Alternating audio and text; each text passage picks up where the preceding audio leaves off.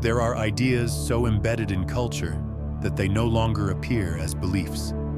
They masquerade as facts. One such idea is the myth that wealth is the result of chance, that some people are simply lucky, born under the right stars, stumbling into money by fate's whim. This illusion has been fed by countless stories of windfalls and miracles, by media spectacles of instant millionaires, and by whispers that some just have the gift. But the reality is different. Wealth does not answer to chaos. It responds to order. It doesn't spring from wishing, but from working in accordance with law. Money, like any powerful force in nature, moves according to principles. We do not marvel when a stone falls due to gravity. We accept that law governs it. And yet, when a person steadily builds a fortune through deliberate, disciplined thought and action, we call them lucky. That illusion must be shattered. In the old world, people bartered goods they could hold. Fish, wheat, cloth, value was tangible. But in the modern world, value has become abstract. Today, money flows not just through hands, but through minds. The most valuable currency is no longer silver or paper. It is perspective, alignment, intention. This shift has confused many, led others to despair, but it also offers a profound truth. If wealth now responds to energy and thought, then anyone who learns the laws that govern those realms can participate. The playing field, though complex, is more level than ever. Yet here lies the paradox. Most people are still playing an old game with new tools. They chase, hustle, wish, and repeat, hoping that effort alone is enough. But effort unaligned with law is friction. Work without wisdom is labor in vain. There is a reason the tide flows, the seasons turn, and seeds sprout in rhythm. Nature rewards harmony with law. Wealth, too, rewards alignment. To truly master money, one must first unlearn. Unlearn the fairy tales about effortless riches. Unlearn the shame that labels wealth as greed. Unlearn the false humility that keeps you small. Only then can something new emerge. The understanding that money is neither angel nor devil. It is a tool, a lever. In the hands of the unprepared, it slips through fingers. In the hands of the aligned, it builds legacies. This is not a guide of gimmicks. It will not offer morning routines or magic phrases. Instead, it proposes a blueprint, a deep restructuring of how one sees value, power, and self. Because wealth, like a well-built home, begins with a foundation. Not concrete, but clarity. Not cement, but certainty. And the first beam laid is the rejection of myth. Consider the man who believed money was evil. He worked hard, but never let himself prosper. Every time he approached abundance, he sabotaged it, unconsciously protecting his identity as moral through financial struggle. Or the woman who thought wealth only came to those already born with it. She hesitated to take risks, silenced her ambitions, and stayed in safe jobs she hated. Neither was lazy, neither lacked intelligence. They were simply trapped in stories. Those stories are cages with open doors. But stepping out requires a different kind of courage. Not the courage to fight, but the courage to see. To look honestly at one's beliefs about money, to trace their origins, and to challenge their usefulness. For every belief has a cost, and some costs are invisible until tallied in decades of missed opportunity. This is where the journey begins, not with spreadsheets or budgets, but with questions. What do I believe about wealth? Who taught me that? Has it served me? Can I let it go? From these quiet reckonings, a new relationship with money is born. One not based on fear or fantasy, but on inner law.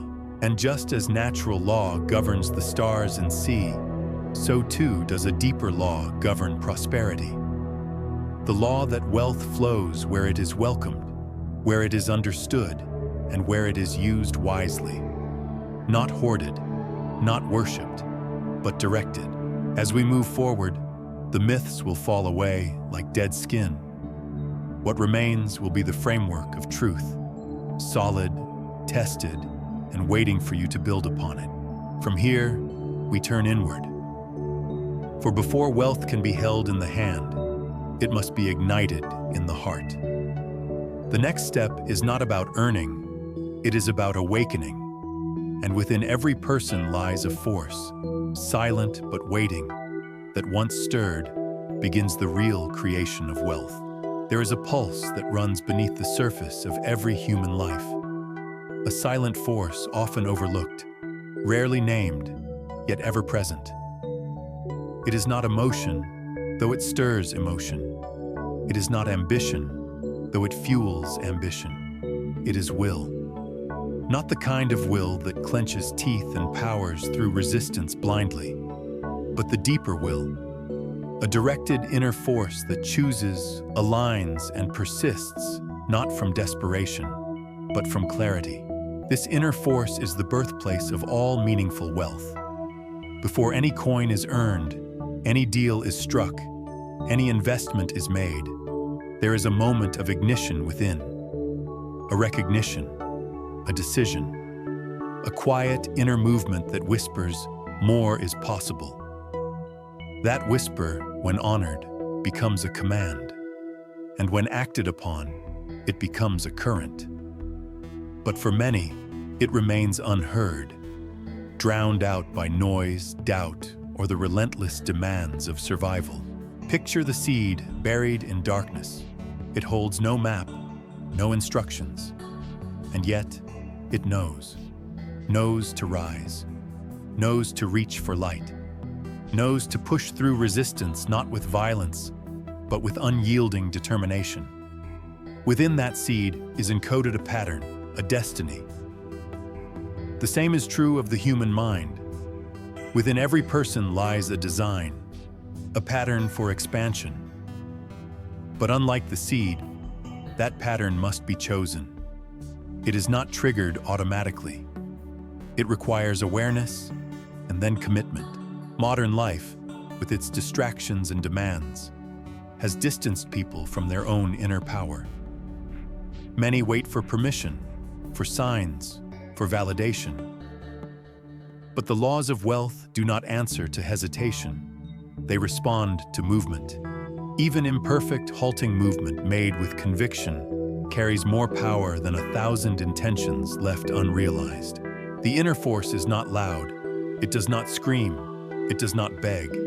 It waits. And when invited, it responds.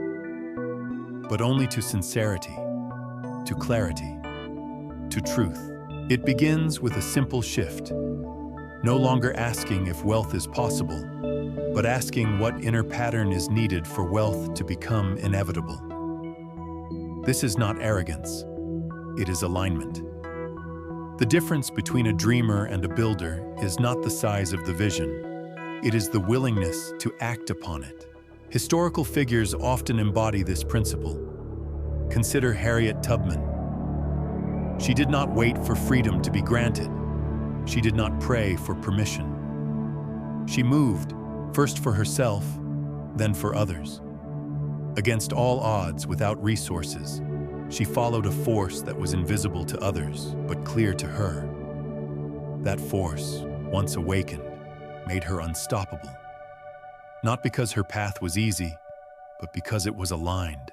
So too must the modern individual turn inward and ask, where have I ignored my own knowing? Where has comfort replaced courage? What inner voice have I silenced to appease fear?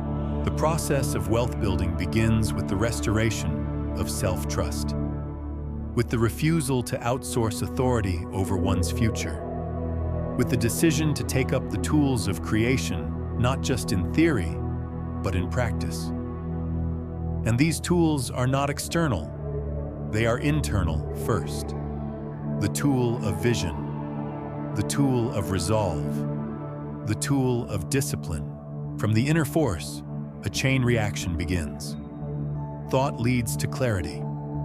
Clarity invites opportunity. Opportunity answers to action. Action builds confidence. Confidence expands capacity. This loop feeds itself, gaining momentum with each decision made from alignment rather than fear. But be warned, the inner force is easily dismissed. Not because it is weak, but because it does not argue. It does not demand your obedience. It offers power, but never at the expense of your sovereignty. It must be chosen freely, nurtured daily, honored consistently. To do this requires the dismantling of false humility, the kind that says, "I shouldn't want more." It requires shedding the skin of scarcity, the belief that wanting abundance is selfish, and above all, it demands responsibility. For once the inner force is awakened, excuses no longer suffice. Blame no longer protects. The mirror becomes clear, and what is seen there must be faced. But in that clarity is liberation. Because once the source of wealth is recognized as internal, it can no longer be taken away. Markets may shift, jobs may end, but the force within remains. And that force, when guided with intelligence, becomes magnetic. It draws not through manipulation, but through resonance. It attracts not by chasing, but by becoming. The person who has activated their inner force no longer begs the world for approval. They offer value from a place of certainty. And this certainty, unlike bravado or ego, is quiet, steady, rooted. It grows slowly, like a tree, sending roots deep before branches rise. It does not fear storms, for its foundation is within. As the next steps unfold, it becomes clear that the inner force is not the end of the journey. It is the beginning. Because once awakened, it must be directed. Energy, to be useful, must have aim, purpose, intention. The question now becomes, how does one use this power in harmony with the laws that govern return? How does one give in a way that life gives back? That question leads us to the principle that every action echoes, that nothing moves in isolation, and that when energy flows outward with clarity, it inevitably returns. The law of dynamic reciprocity awaits. Every motion, seen or unseen, sets in motion something else. Every word spoken, every thought nurtured, every effort made ripples outward, brushing against the fabric of the world. This is not poetry, it is law. The universe does not deal in isolated moments. It responds in echoes. Wealth, then, is not only the result of inner force, but of what that force sets in motion. What you give, in essence, determines what will find its way back to you. This is the principle of dynamic reciprocity.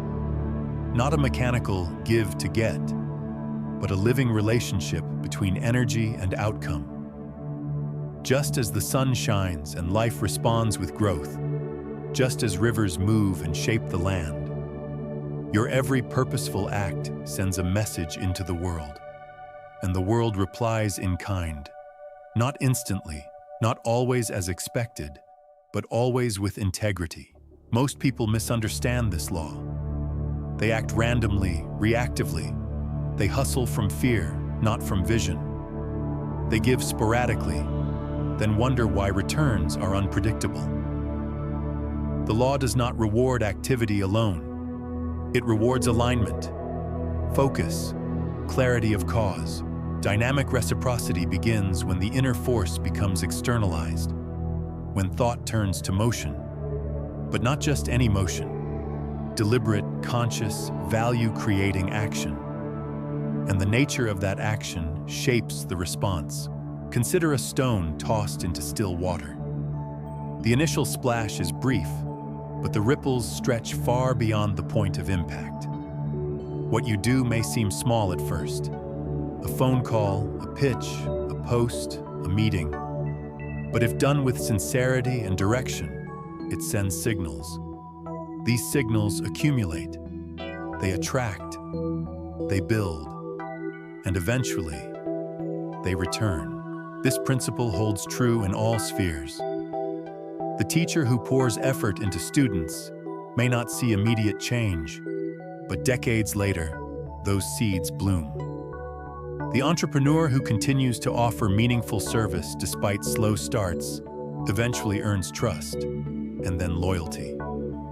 Even the quiet artist, working alone, may one day ignite minds across time with a single line, a single stroke. Reciprocity operates outside of ego and timeline. It obeys essence. Take the case of Wangari Maathai, the Kenyan environmentalist, who began by planting a single tree. Her movement faced resistance, ridicule, arrest, but she acted not from hope alone, but from inner clarity. Her consistent action stirred people, and eventually, nations.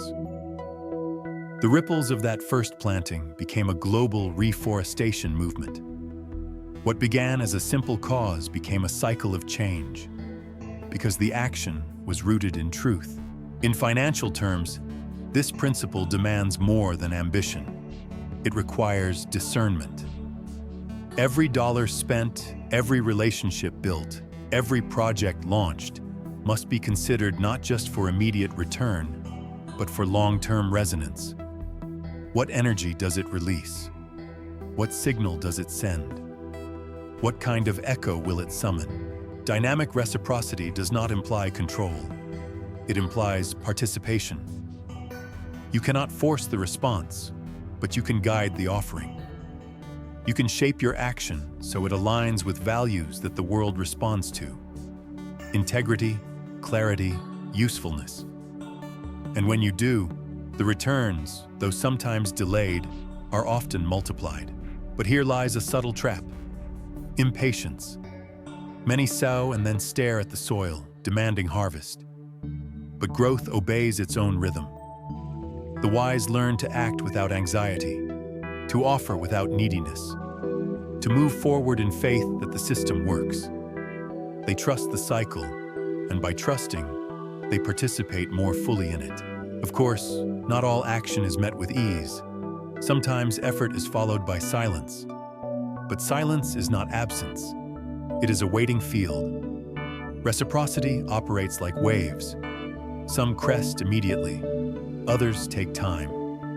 The mature mind recognizes this and continues, not out of blind optimism, but because the law has never failed. This is why random hustle exhausts while focused effort energizes. Scatter energy and returns will be scattered. Align effort with purpose and returns will be proportionate.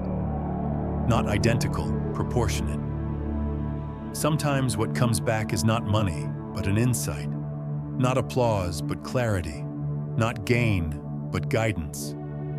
These too are forms of wealth. Dynamic reciprocity also demands adjustment. When results are lacking, it is not the law that is broken. It is the offering that must evolve. This is not a flaw. It is feedback. Resistance is not rejection. It is instruction. The river hits rock and changes course, not by force, but by flowing smarter. The question becomes, are you listening to the feedback of life? Do you pause to reflect when efforts stall? Do you recalibrate with humility? Or do you push harder on the same closed door, mistaking stubbornness for persistence? This law rewards not repetition, but refinement. The one who learns to move like water, persistent yet adaptable, gains access to a power far greater than brute force, influence. Because the world notices what is consistent and resonant, it remembers what is honest, and it gravitates toward what adds real value. Let this be understood. Your energy is not wasted, not if given from alignment. Even in failure, seeds are planted. Even in rejection, direction is clarified. The ripples may not return today, but they are moving. Trust this. As we move forward, we turn to one of the most misunderstood yet most discussed forces in the modern pursuit of wealth: the law of attraction. Not the fantasy of manifestation without motion, but the real science of resonance. For while reciprocity responds to what you do, attraction responds to who you become. And the becoming, unlike the doing, begins in thought. There is a force within the human mind capable of pulling circumstances, people, and opportunities into alignment, just as surely as gravity pulls a dropped object toward the earth. This force has been misunderstood, misrepresented, and often reduced to wishful thinking. But beneath the misconceptions lies a profound truth. The law of attraction is not about summoning wealth with desire alone. It is about becoming the type of person to whom wealth naturally gravitates. Attraction begins not in the world, but in thought. Every idea carries a frequency, a vibration. Thoughts repeated often enough become patterns, and patterns form identity. The individual who thinks constantly in terms of lack, fear, and survival builds a life that reflects that inner turbulence. Conversely, the one who trains the mind toward abundance, possibility, and growth creates a gravitational pull, not through magic, but through resonance. The world is not indifferent to your internal state. It reflects it, not immediately, not always directly, but consistently. Imagine a tuning fork. When struck, it vibrates and causes other nearby forks tuned to the same frequency to respond. This is not mystery. It is physics. The human mind works similarly. It broadcasts, and what it broadcasts determines what it attracts. Wealth is responsive. It moves toward clarity, confidence, and readiness. It avoids confusion, conflict, and neediness. When you shift your state of being, you shift your point of attraction. But this is no passive process. The law of attraction is not a substitute for action. It is the root of intelligent action. It is the filter through which decisions are made. When a mind is tuned to wealth, it spots opportunity where others see risk. It hears possibility where others hear rejection. It moves with decisiveness where others hesitate. This is not hypothetical. Consider the story of Oprah Winfrey. Born into poverty, surrounded by chaos, she did not deny her environment. But she did not let it shape her internal landscape either. She chose to think beyond it, to cultivate a vision that her present did not justify. Over time, her internal vision became her external reality, not because she wished, but because she aligned thought with word, word with action, and action with presence. She became the embodiment of what she sought. That is attraction in its highest form. Not wishing, but becoming. There is a reason desperate energy repels. People can feel when someone wants something too badly, whether it be money, attention, or approval. That energy carries the vibration of lack. But those who stand grounded in purpose and self-trust radiate a calm certainty. And that certainty draws things in, not instantly, but steadily. To apply this law, one must begin with mental hygiene. What thoughts dominate your day? What assumptions color your choices? What internal dialogues repeat like background music? If these patterns are rooted in scarcity, no amount of external hustle will override them. But if they are rooted in expansion, even small actions yield disproportionate results. The right mindset does not guarantee immediate wealth, but it makes wealth possible. The wrong mindset makes it nearly impossible. Gratitude is often touted as a key practice here, and for good reason. It shifts the frequency. It turns attention from what is missing to what is already present, and what is appreciated expands. But again, this is not magic. It is alignment. A grateful mind notices more, opens more, receives more. It moves in flow. To cultivate attraction, one must also eliminate interference. Internal interference includes doubt, resentment, and cynicism. External interference includes toxic environments, unaligned relationships, and distractions. The tuning fork cannot ring true if surrounded by noise. Silence, solitude, and intentional reflection are not luxuries. They are tools. They allow the signal to sharpen, the frequency to stabilize. From that place, one begins to act, not reactively, but creatively. The shift is subtle but transformative. From I need to I am ready. From I hope to I intend.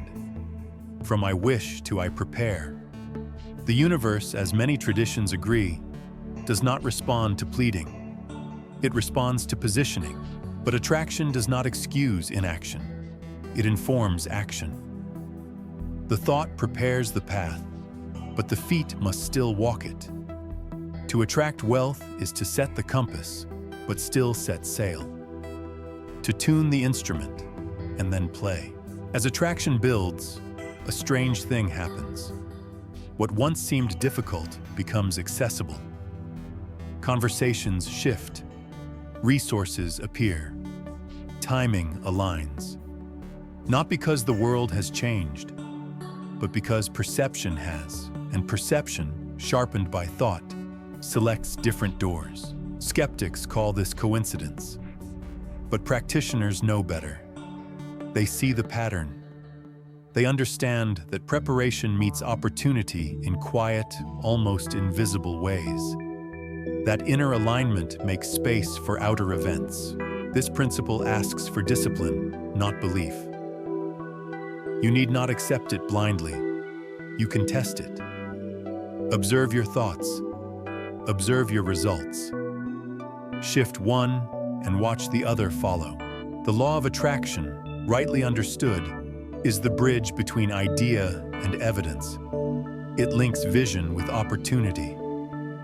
But it is only one part of the equation. Once the inner alignment is established and the signals are clear, there must be focus. Purpose. A direction in which this attraction flows. That direction is not chosen at random. It is not a wandering impulse. It is a conscious decision to pursue a definite goal, one that will anchor the mind, shape the behavior, and guide all incoming energy into constructive form. To move from attraction to achievement, we must now explore that next essential pillar, the power of definite purpose. A life without direction is a life at the mercy of drift. No matter how powerful the current within, without a fixed point on the horizon, the boat circles, meanders, or worse, runs aground. The same is true for wealth. One may possess the inner force, may understand the law of attraction, may even take deliberate action. But if those actions are scattered, if that force is unfocused, the results remain elusive. This is why definite purpose is not optional. It is the organizing principle that turns energy into architecture. Purpose is not merely a goal, it is a declaration, a North Star. It is clarity dressed in conviction. The difference between vague desire and definite purpose is the difference between wandering in a fog and following a mapped path. When the mind knows what it serves, the will becomes stronger, the distractions grow quieter, and decisions simplify. Purpose is a sieve through which every opportunity, task, and challenge must pass. Consider the lighthouse. It does not chase ships.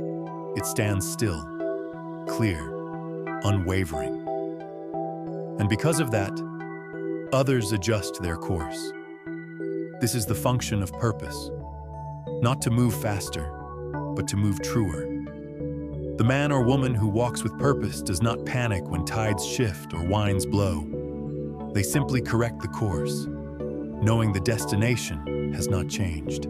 Definite purpose begins in reflection. It requires stripping away the superficial wants, the borrowed ambitions, the societal scripts, and asking, what am I uniquely here to do? What outcome is worthy of my time, my energy, my entire life? This is not an easy question. It cannot be answered in a rush.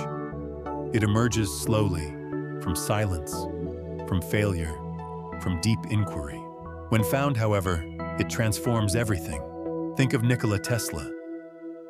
His life was not motivated by vague desires for fame or comfort.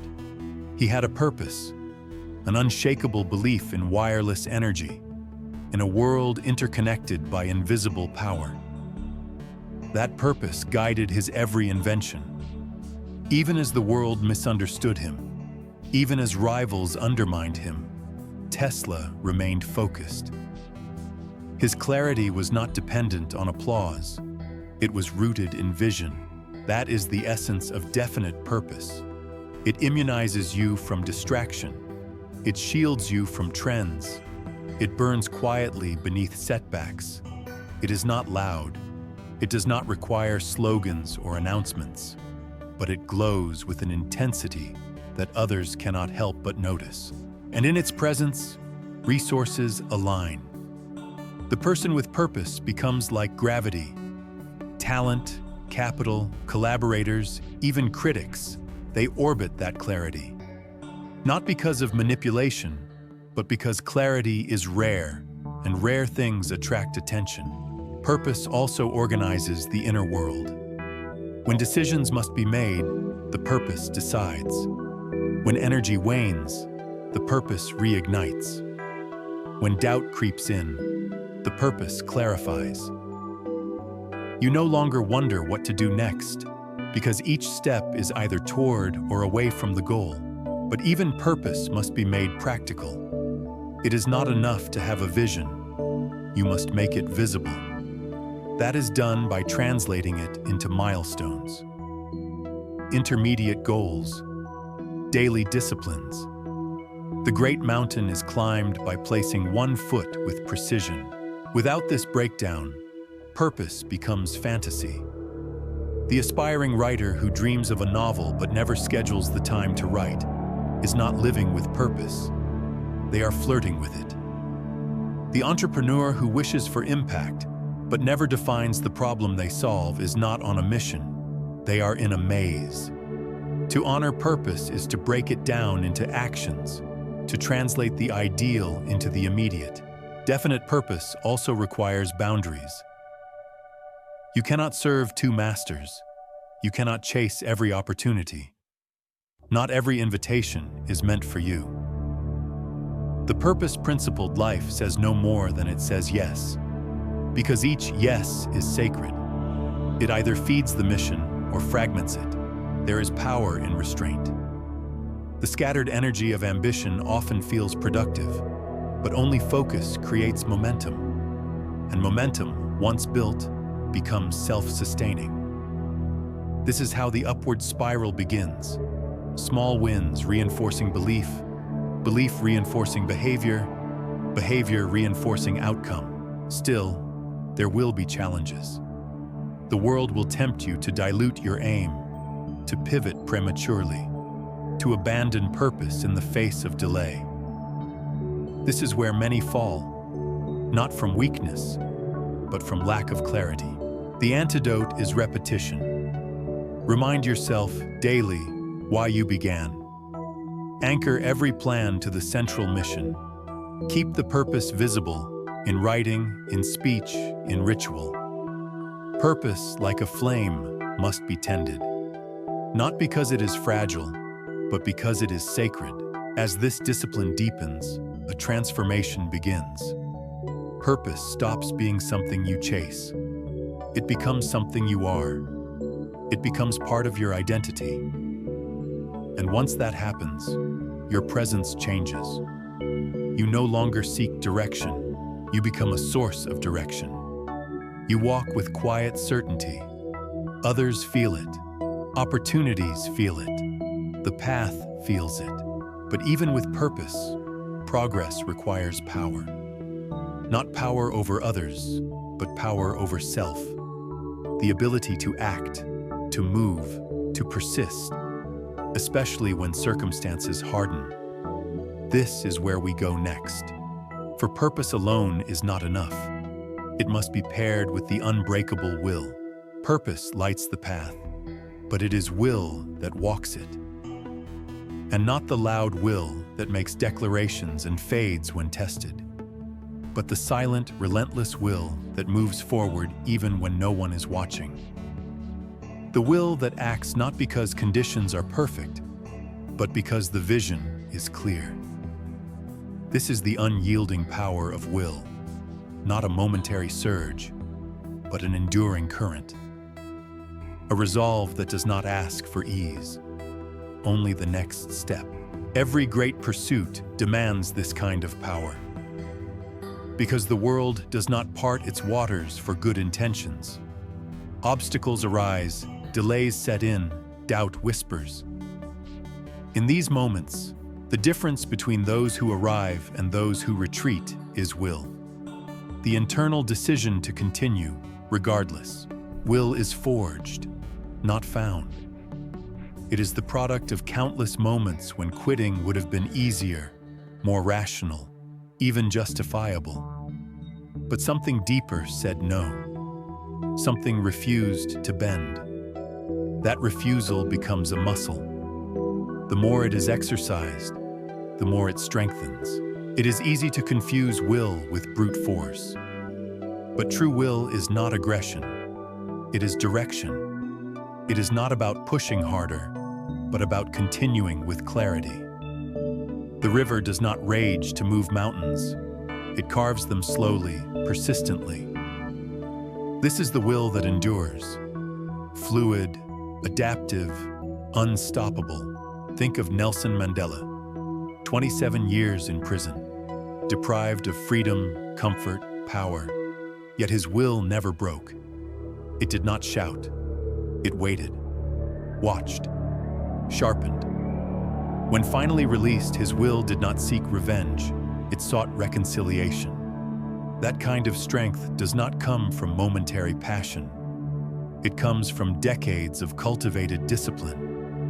A will that saw beyond the present pain into a future worth shaping. This is the call of financial greatness too. To stay committed when progress is invisible. To act when no applause is given. To persist when others fall away. Not because it is easy, but because the goal demands it. In the modern world, will is diluted. Distractions abound. Convenience whispers. Immediate gratification is always one click away. But these comforts weaken resolve.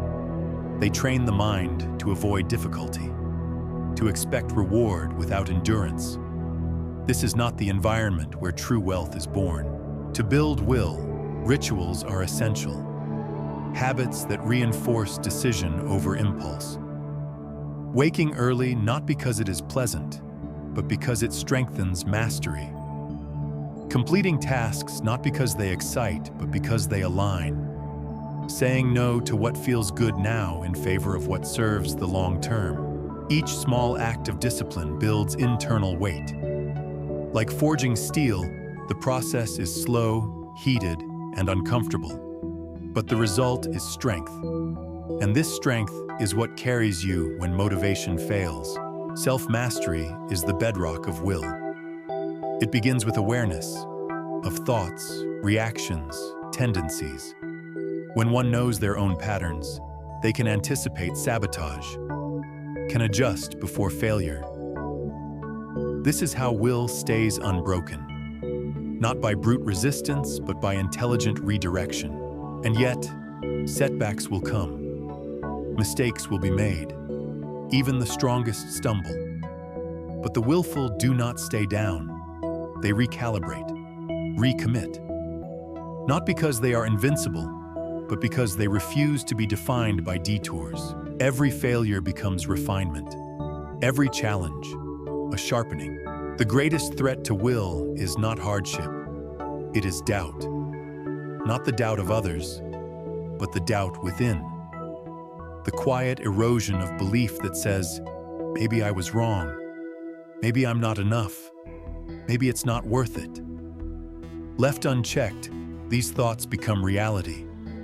The antidote is not denial, but decision. To say, even if it takes longer, even if it's harder, I continue.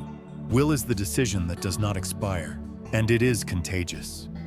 Those who act with resolve draw others. Their consistency builds trust. Their presence calms chaos. Because will is rare, in a world full of restlessness, the anchored soul stands out. It becomes a lighthouse, not loud, but seen. To cultivate this power, remove options that lead backward. Leave no room for retreat. Burn the bridges of indecision. Commit so fully that quitting is not on the menu. This is how greatness is built, not in bursts, but in constancy. Will does not wait for the right mood. It creates it. It shows up before it feels ready. It decides first, then acts, and lets feeling catch up. This is the inverse of how most live, enslaved by emotion, waiting for inspiration. But inspiration is a poor master. Will is the sovereign force, and once it takes root, everything changes. The scattered becomes focused. The inconsistent becomes reliable. The fragile becomes firm. And this transformation echoes into every area. Finances, relationships, health, vision. Still, will must be protected. It is powerful, but not infinite. Rest, reflection, renewal. These are not weaknesses, but wisdom. Just as the strongest warrior sleeps to fight again, so too must the willful pause to restore. But never to quit. As we move deeper, the next layer emerges. For will, while central, is not alone. It works in tandem with another force, belief. The unwavering confidence in one's capacity, one's worth, one's place in the field of abundance. Without belief, will can become mechanical. With belief, it becomes alive. It is now time to step into that territory. To explore how faith in self, rightly placed and fiercely held, unlocks doors that logic alone cannot. Confidence is the quiet architecture behind every meaningful endeavor. It is not arrogance, nor is it delusion. True confidence is certainty born from alignment, an inner knowing that you possess the ability to respond, to adapt, and to rise. It does not come from external applause or favorable outcomes. It is forged internally, often in solitude, often in resistance. Belief in oneself is not a motivational cliché. It is a fundamental law of momentum. You move toward what you believe you are worthy of. You accept only what you believe you deserve. Every negotiation, every opportunity, every financial choice reflects this internal compass. Most people wait to believe in themselves until after they have succeeded. But that is backward. Confidence precedes evidence. It is the seed, not the fruit. You do not wait for others to affirm your worth. You walk in it. You act from it. And from that posture, outcomes adjust. This belief is not unfounded. It is practiced. Like lifting weights, it grows stronger through repetition. Every time you keep a promise to yourself, every time you speak your truth, every time you step into discomfort, confidence grows. It is built in action, not imagination. Think of Eleanor Roosevelt. She began as a shy, uncertain woman, hidden behind power and position. But she chose to step forward, to speak, to advocate, to lead, not because she was fully confident, but because she believed in her responsibility. Over time, her confidence was sculpted through choice. She became not only a symbol of leadership, but of inner strength made visible. Your belief must follow the same pattern. You cannot wait to feel worthy. You must act as though you are. You must decide that your ideas, your talents, your contributions have value, and then you must place them into the world, knowing rejection may come, but also knowing that rejection is not your identity. It is feedback. Confidence does not mean certainty in outcome. It means certainty in self. It means that regardless of what happens, you know you will learn, adjust, and return. This inner posture changes how others perceive you. Because belief, when authentic, radiates. It speaks before you do. It frames your presence. When you believe in yourself, your energy shifts. You stop chasing validation. You stop shrinking to fit. You stop apologizing for your ambition. You begin to walk as if what you seek is already on the way. Not because you're entitled to it, but because you're aligned with it. This is the psychological posture of wealth. It is not simply about money. It is about capacity. The wealthy mind sees problems as solvable, sees risks as navigable, sees opportunities as present, not hidden. This lens is not inherited, it is chosen. But confidence must be protected. It is not invincible. Criticism, failure, betrayal, these can all chip away at it. Which is why the confident person must also be the grounded person. They must root their identity not in outcome, but in process. Not in praise, but in principle. You are not your results. You are not your bank account. You are not your latest win or loss. You are the one who acts, who learns, who refines. That is where unshakable belief lives. To cultivate it, track your wins. Write them, speak them, reflect on them. Not to brag, but to remember. The human mind forgets progress. It normalizes breakthrough. Gratitude for your own evolution is not vanity. It is fuel. Every small success is evidence. Stack it, and where confidence is low, create proof. Take small, courageous actions. Speak where you used to stay silent. Start where you used to plan endlessly. Move where you used to freeze. Each micro act of boldness reclaims power. Also, surround yourself wisely. Confidence is sensitive to environment. Some people erode it with their cynicism, their smallness, their projections. Others expand it with their belief, their example, their standard. Choose the latter. Guard your circle. Remember, belief is not belief until it costs you something, until it leads you into risk, into vulnerability, into the unknown. This is where it is tested and refined, and when it is real, confidence becomes magnetic. People trust those who trust themselves. Clients, investors, allies, they sense it. Because it creates safety. And safety is the currency of trust. Yet belief must be tempered with humility. Confidence is not domination. It does not shout. It listens. It adjusts. It asks. The truly confident are learners, curious, open. Because their identity is not fragile. It can hold complexity. As your belief grows, something else emerges. Expectation. Not hope, but expectancy.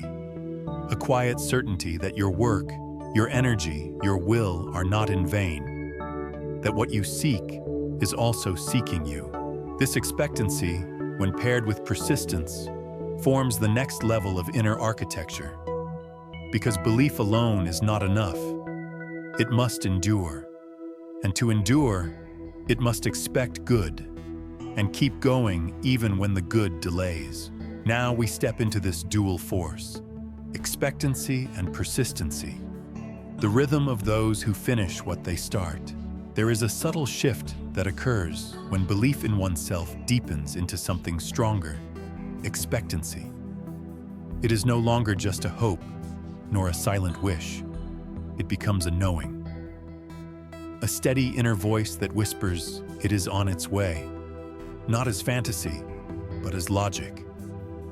Not because the path is easy, but because the work is aligned. The energy is clear, and the destination feels inevitable. Expectancy is not blind optimism. It is informed trust. It arises when thought, will, and belief have been fused into action. You do not merely think success might happen. You begin to plan for its arrival. You behave in ways that prepare for the result, not just desire it. And the universe, sensing that readiness, begins to organize around it. But expectancy alone is not enough. It must be coupled with persistency. Because while the internal world may be clear, the external world responds in its own time. Circumstances delay, plans stretch, progress slows. And in those moments, persistence becomes the bridge between the unseen and the seen. It is the grip that does not loosen, even when fingers bleed. Together, expectancy and persistency form a dynamic rhythm. One creates the frequency, the other sustains the signal. Expectancy holds the vision. Persistency drives the repetition. Without one, the other collapses. With both, even the most impossible goals begin to yield. Consider Thomas Edison. Thousands of failed prototypes, mockery, financial risk. Yet, he persisted, not from ego, but from expectancy. He knew the electric light could be born. That knowing shaped his persistence, and that persistence shaped history. This pattern repeats in all forms of wealth building. You begin with an idea. The first steps are exciting, but then comes the plateau. No results, little feedback, growing doubt. Here is where most give up. But those who expect and persist, who keep moving when it's inconvenient, who adjust instead of abandon, they are the ones who cross the invisible threshold. This threshold is real. Behind every major success story is a period of quiet endurance.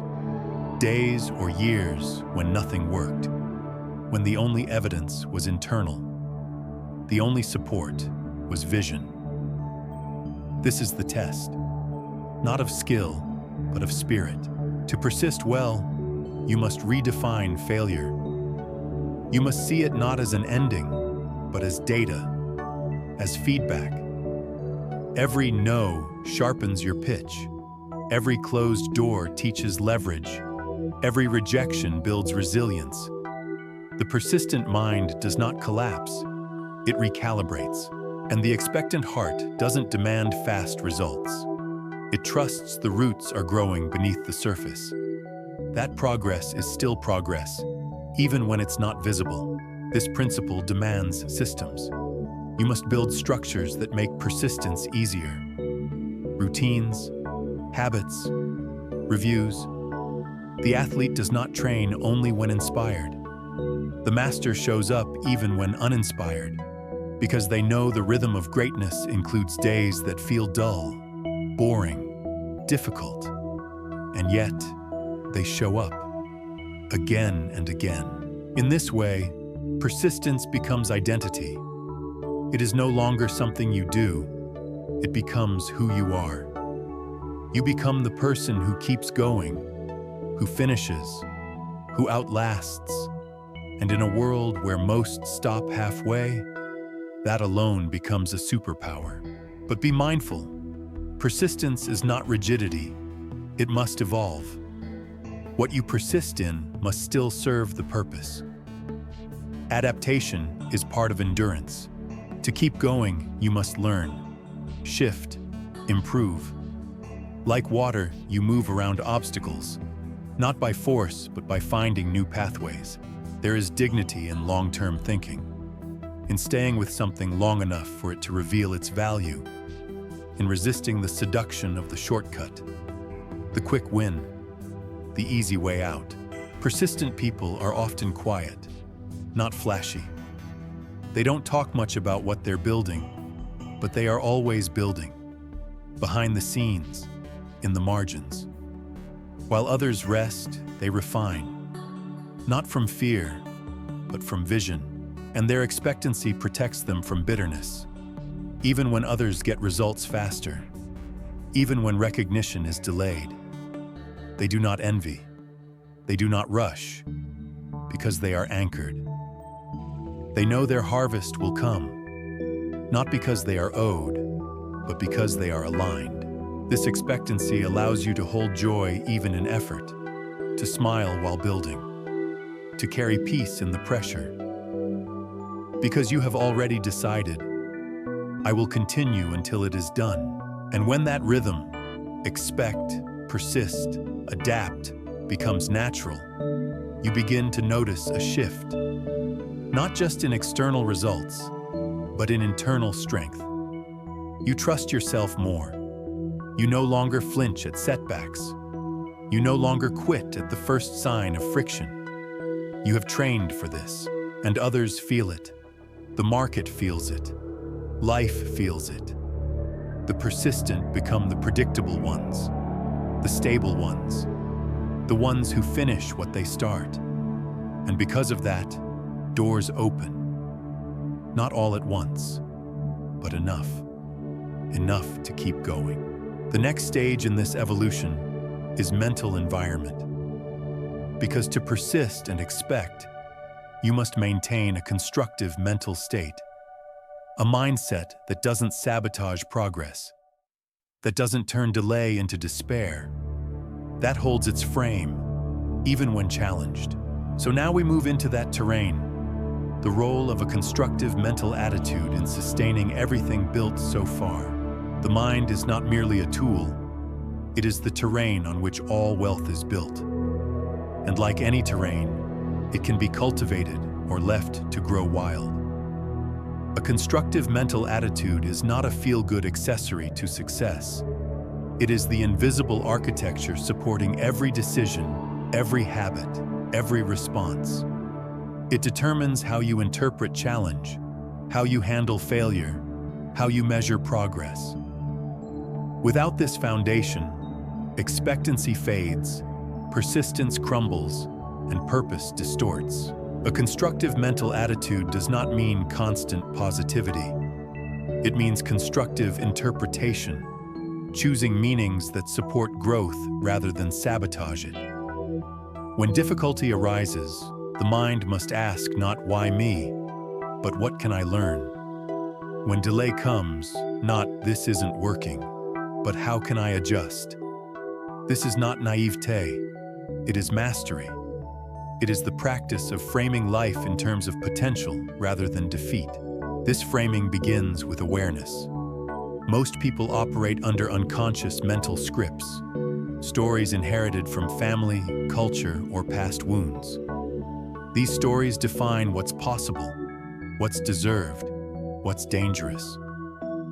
A constructive mental attitude first becomes conscious of these scripts, and then edits them, rewrites them, not with fantasy, but with intention. Consider Viktor Frankl, imprisoned in Nazi concentration camps, enduring unspeakable suffering.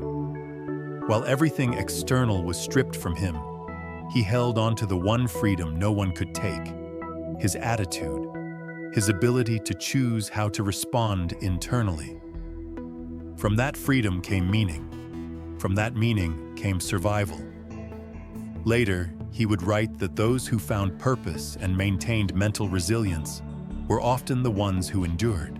This is not to compare daily challenges to unimaginable horror, but to reveal the scale of human mental power. If one can choose meaning in hell, one can choose it in delay, in debt, in failure. The question is not whether challenges come. They will. The question is what meaning you give them. A constructive mental attitude creates a climate in which your inner force can operate clearly. Like clean air for the lungs, this mindset allows decisions to be made with precision, not panic. It eliminates the noise that clouds judgment, shame, blame, resentment, and replaces it with clarity, responsibility, curiosity. To build this attitude, one must develop rituals of mental hygiene. Just as the body is cleaned daily, the mind must be cleared of clutter. Meditation, journaling, reflection, even simple breath work. These are not indulgences, they are maintenance.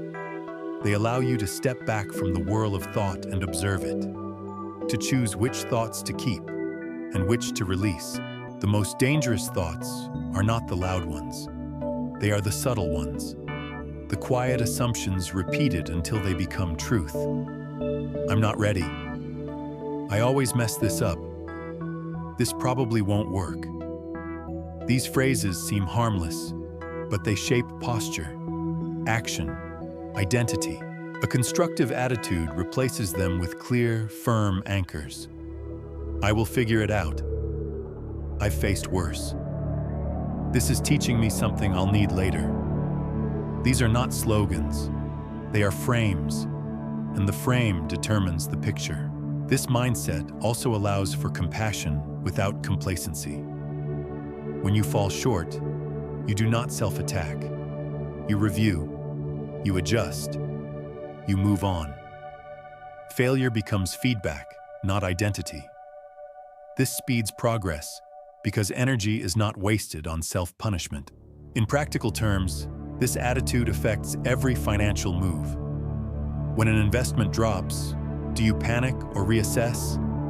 When a pitch fails, do you collapse or refine? When a client leaves, do you internalize rejection or analyze fit?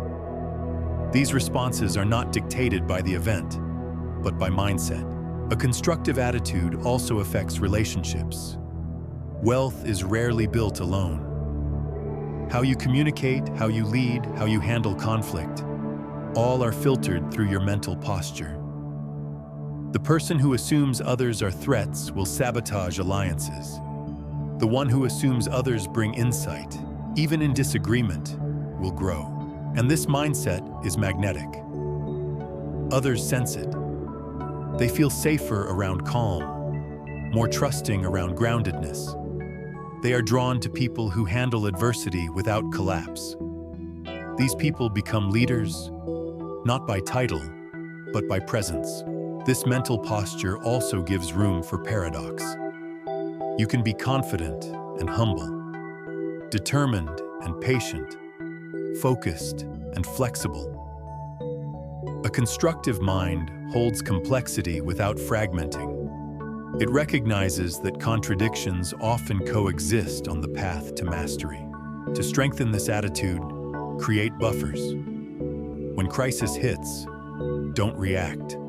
Reflect. Take a walk. Pause. Seek perspective. Build time between stimulus and response. This space is where power grows. And over time, the mind becomes your ally. Not a battlefield, but a workshop. A place where vision is sharpened, not sabotaged. A space where resilience lives. This doesn't mean you never feel fear or doubt or frustration. It means those emotions do not rule you. They are acknowledged, then directed. They become part of the process, not obstacles to it. As this mental environment stabilizes, action becomes easier. The next step becomes clearer. Strategy sharpens, and that leads us naturally into the next piece of the structure: intelligent action. Because belief without movement is inertia. Purpose without strategy is noise. Vision must be translated, not randomly, but wisely. And to do so, we step now into the bridge between mindset and material. The practice of intelligent action. Intelligent action is the hinge upon which every principle turns into progress. It is the conversion point, the place where thought becomes movement, where ideas leave the mind and enter the world. And unlike random activity or blind hustle, intelligent action is deliberate, strategic, purpose-driven. It does not confuse effort with effectiveness. It understands that not all motion leads to advancement. Only motion aligned with clarity and timing does. This kind of action begins with discernment. Before any step is taken, a question is asked. What result does this action aim to produce? If there is no answer, the action is postponed. Because intelligent action does not tolerate waste, not of time, not of energy, not of opportunity. The modern world glorifies busyness. Many fill their calendars and call it progress. But motion without direction is friction. The intelligent do less and accomplish more. Not because they work harder, but because they move with purpose, with awareness of leverage. Consider Marie Curie. Her actions were not scattered, though she faced resistance, danger, and tragedy. Her scientific method was not only guided by passion, but by precision. Each step in her work served a larger arc of discovery. Her actions were intentional. She pursued one path deeply, not many paths lightly. This is the model of intelligent action, not hurried, but honed. To act intelligently, one must first remove the distractions masquerading as obligations. The emails, the unnecessary meetings, the constant pings demanding urgency. These do not move the needle. They drain the force. Intelligent action comes from protected space, time reserved for deep work, not reactive busy work. You must prioritize ruthlessly. Use frameworks if you must. The 80-20 rule, Eisenhower's matrix, or simple intuition honed over time. Ask, what few actions, done consistently, would make the greatest difference? Then build your days around them.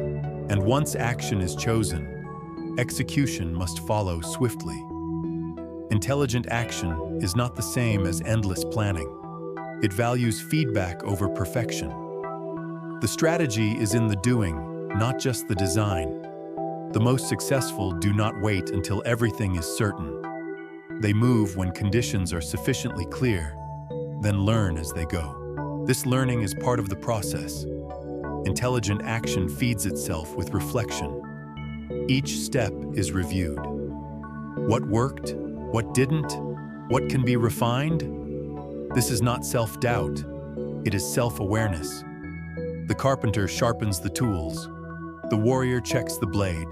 The strategist reviews the field.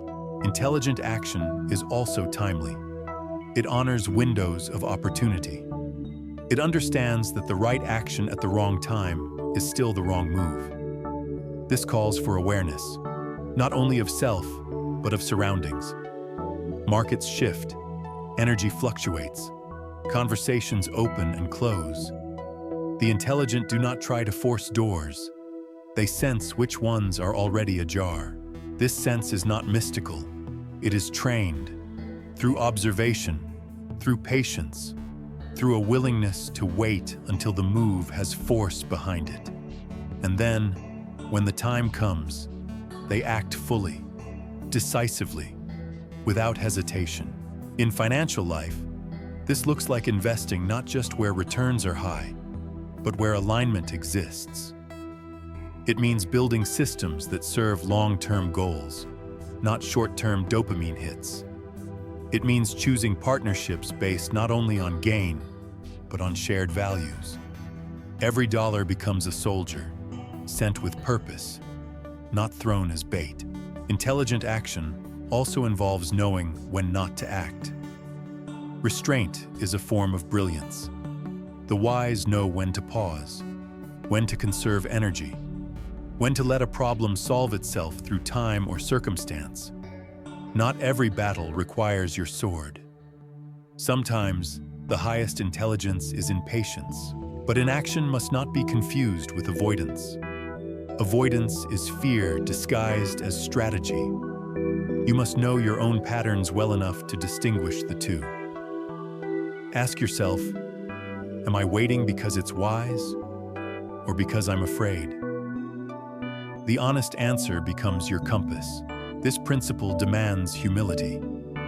You will not always act perfectly, but intelligent action is less about flawless execution and more about adaptive refinement. The agile mind wins because it does not get attached to the plan. It gets attached to the outcome, and it's willing to change the path to get there. This makes failure part of the data stream. The intelligent do not mourn every misstep. They mine it, they study it, they adjust. In this way, failure becomes fertilizer. It enriches the next attempt. And when intelligent action becomes habitual, it creates a self-reinforcing loop. Each success boosts confidence. Confidence clarifies the next decision. Clarity fuels better action. And so the cycle continues. Upward, outward, effective. But action also needs space to flow. The most brilliant effort still requires open channels. If the path is blocked by inner fear, by external resistance, by outdated systems, progress stalls. And so the next law must be explored. Clearing the way. Removing the obstacles that dam your own momentum.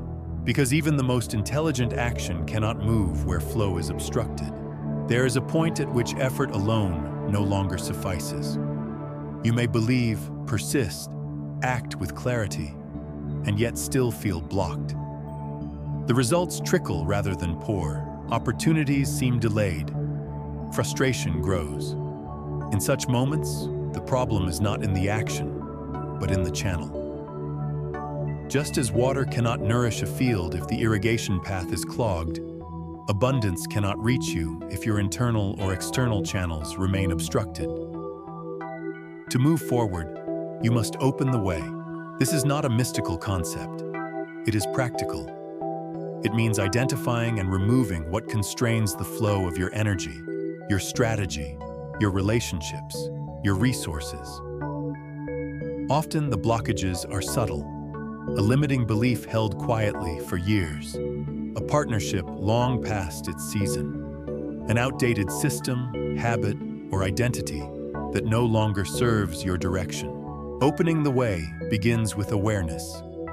It requires honest inventory. What in your life currently hinders progress? What patterns repeatedly lead to dead ends? What fears stop action before it begins? What clutter, mental or material, distracts your focus? There is a difference between hard work and productive flow. A stream forced through twisted rocks will still move, but it loses energy with every collision. You may be working harder than necessary, not because you lack power, but because your flow is obstructed. To restore that flow, you must clear, and clearing requires courage. Consider an entrepreneur who clings to a failing product because of sunk costs, or an artist who refuses to evolve their craft for fear of rejection, or a professional who stays in a role that drains them because it offers safety. These are not decisions. They are blockages, and they demand clearing. Sometimes clearing the path means walking away. Sometimes it means forgiving. Sometimes it means upgrading your tools, your environment, your standards. Other times it means changing the way you speak to yourself. Because often, the tightest knots are tied inside the mind. The mind says, "Who am I to succeed?" The channel closes.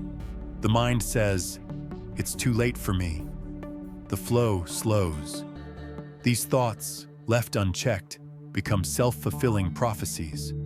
But when caught, when questioned, they dissolve. To open the way internally, shift from identity to intention. You are not your past. You are not your mistakes. You are the one who moves forward. From that position, you can reframe failure as refinement, reframe delay as preparation, reframe resistance as redirection. Externally, clearing the way means removing friction. What are you tolerating that slows you down? Cluttered workspaces, confusing processes, misaligned collaborations.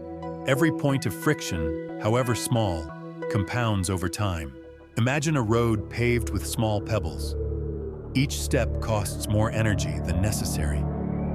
Over weeks, fatigue builds, not from the journey itself, but from the unnecessary resistance. Clearing the path doesn't make the journey shorter, but it makes it smoother, and that alone multiplies velocity. This clearing also applies to communication. Say what you mean. Ask directly. Set boundaries. Unclear communication creates confusion, and confusion creates blockages. Clarity opens doors that vagueness keeps shut. Opening the way also means being willing to receive. Many block abundance not because they lack effort, but because they resist help. Resist rest. Resist support. They carry the silent belief that success must be hard-earned, lonely, or sacrificial. But this belief itself is a dam. Receiving is a skill. It means saying yes when opportunity knocks. It means trusting others. Delegating. Allowing space for solutions to arrive from outside your immediate control. It means honoring your worth, not just as a doer, but as a receiver. Sometimes, opening the way means slowing down, creating space, saying no. Not every opportunity is aligned. Not every task is essential. Busyness often crowds out the flow. Stillness invites clarity, and clarity clears. Look to the principle of pruning. A gardener removes healthy branches to allow better ones to thrive.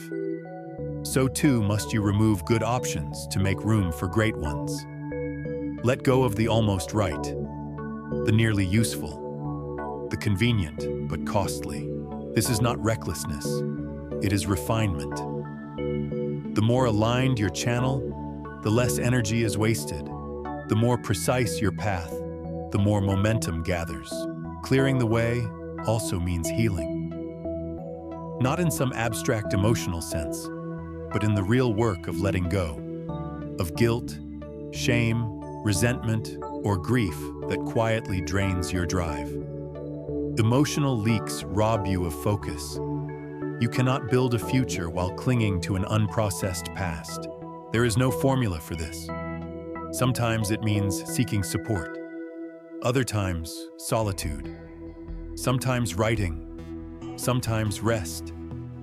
The method matters less than the honesty. Healing is not indulgent, it is foundational. The unhealed mind repeats. The healed mind creates. When the path is open, you feel it. Action becomes cleaner.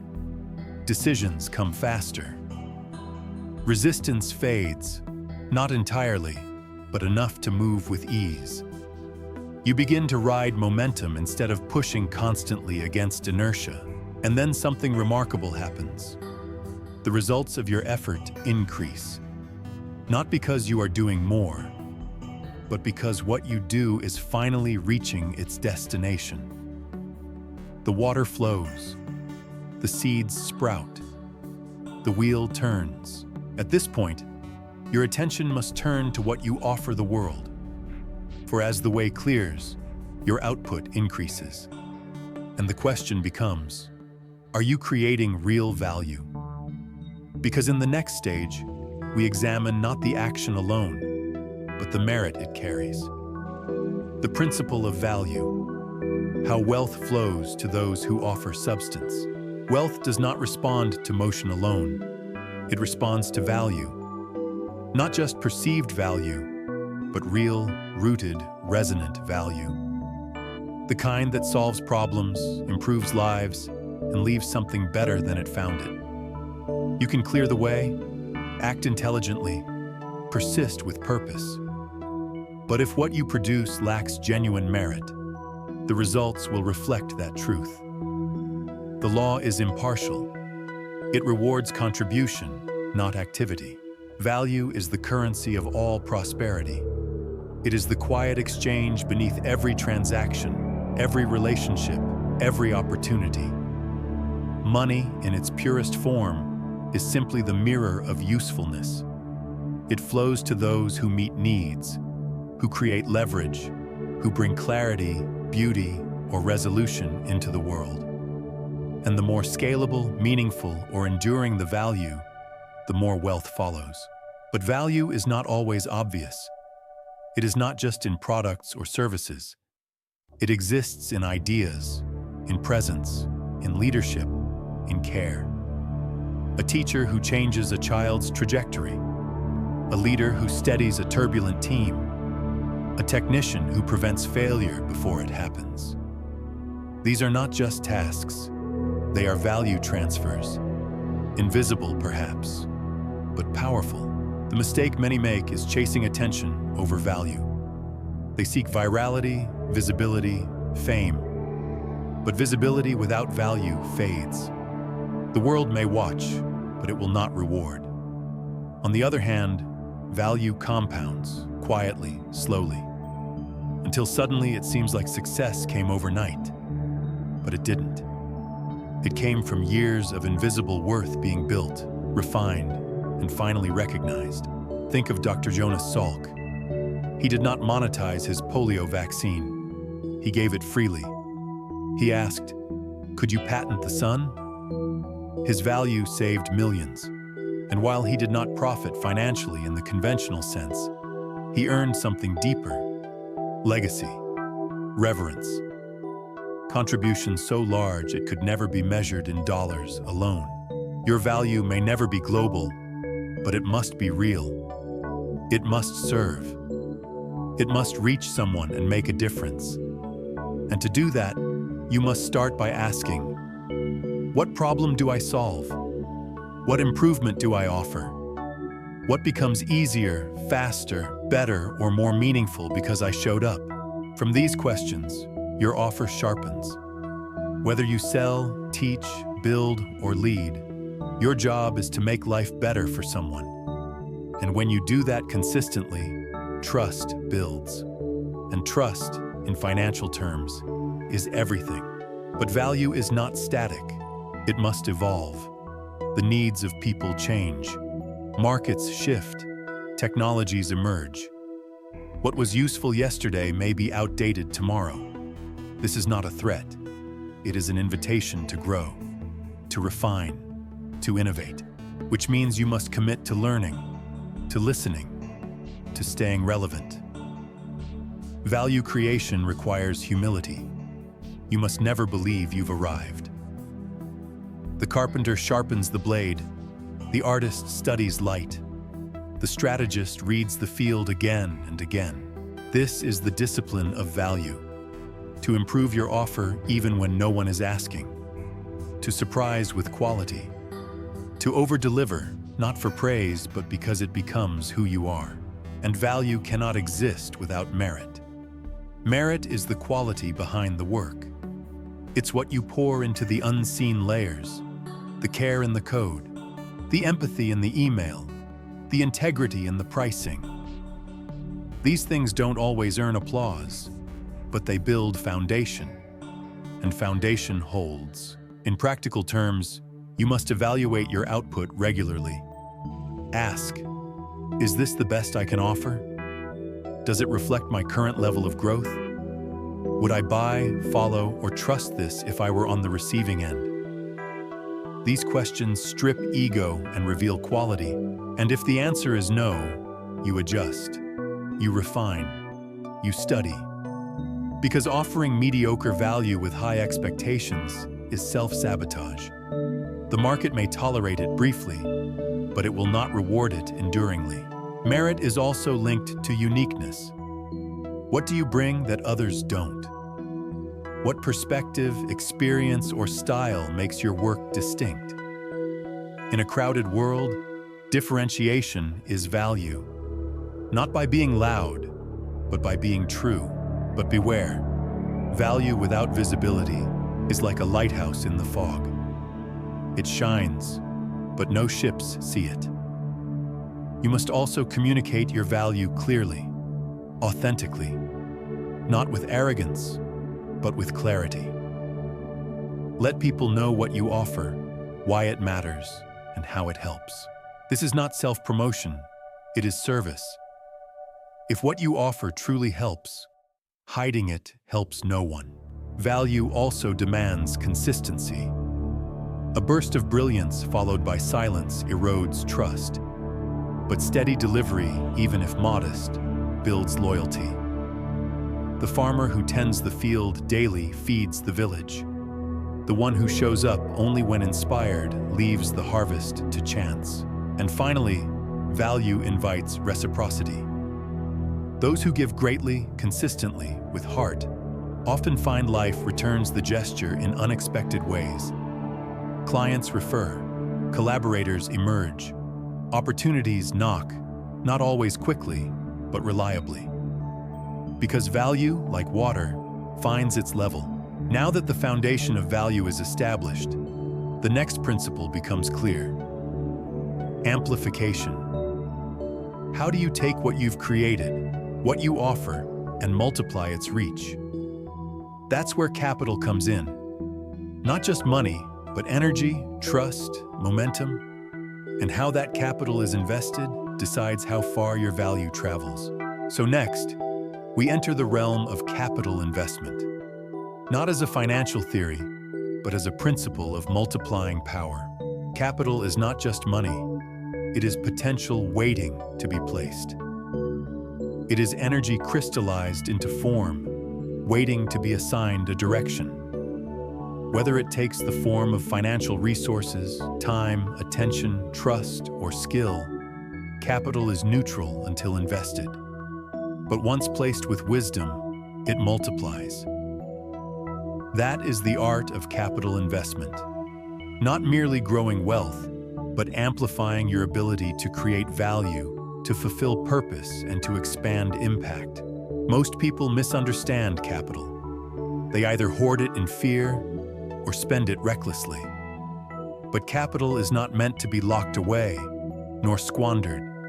It is meant to be deployed, thoughtfully, deliberately, and in alignment with long-term vision. When you invest capital intelligently, you do not lose it, you activate it. The process begins with awareness. You must first know what forms of capital you already possess. Beyond the bank account, what skills have you cultivated? What relationships do you nurture? What knowledge do you carry? What reputation have you built? These are not intangible. They are highly investable assets, and often they hold more leverage than cash. The next step is direction. Capital without aim is noise. The question becomes, where can this resource do the most good? Where will it generate the highest return? Not just in dollars, but in momentum, credibility, impact. That return may come in many forms. A single investment of time in learning a new skill could increase your earning potential for decades. A financial investment in the right team member may double your output. A relationship nurtured with care could open doors that years of solo effort never could. Warren Buffett, one of history's most famous investors, is not known for speed or risk. He is known for patience and discernment. He studies deeply, waits long, and when the opportunity is right, he moves decisively. This is the hallmark of a master capital allocator: clarity of standard, discipline of timing, and confidence in placement. To invest like this, you must resist the temptation of immediacy. The best returns are rarely instant. Like seeds in soil, they require patience, care, and trust in the unseen process. But once the roots take hold, the growth compounds, quietly at first, then obviously. Diversification is also key. Never place all your capital of any kind in one venture, one person, one method. Just as nature spreads risk through variety, so too must you. Diversifying protects you from volatility. It ensures that when one stream slows, others still flow. But diversification does not mean dilution. Spreading too thin can be as dangerous as concentrating too narrowly.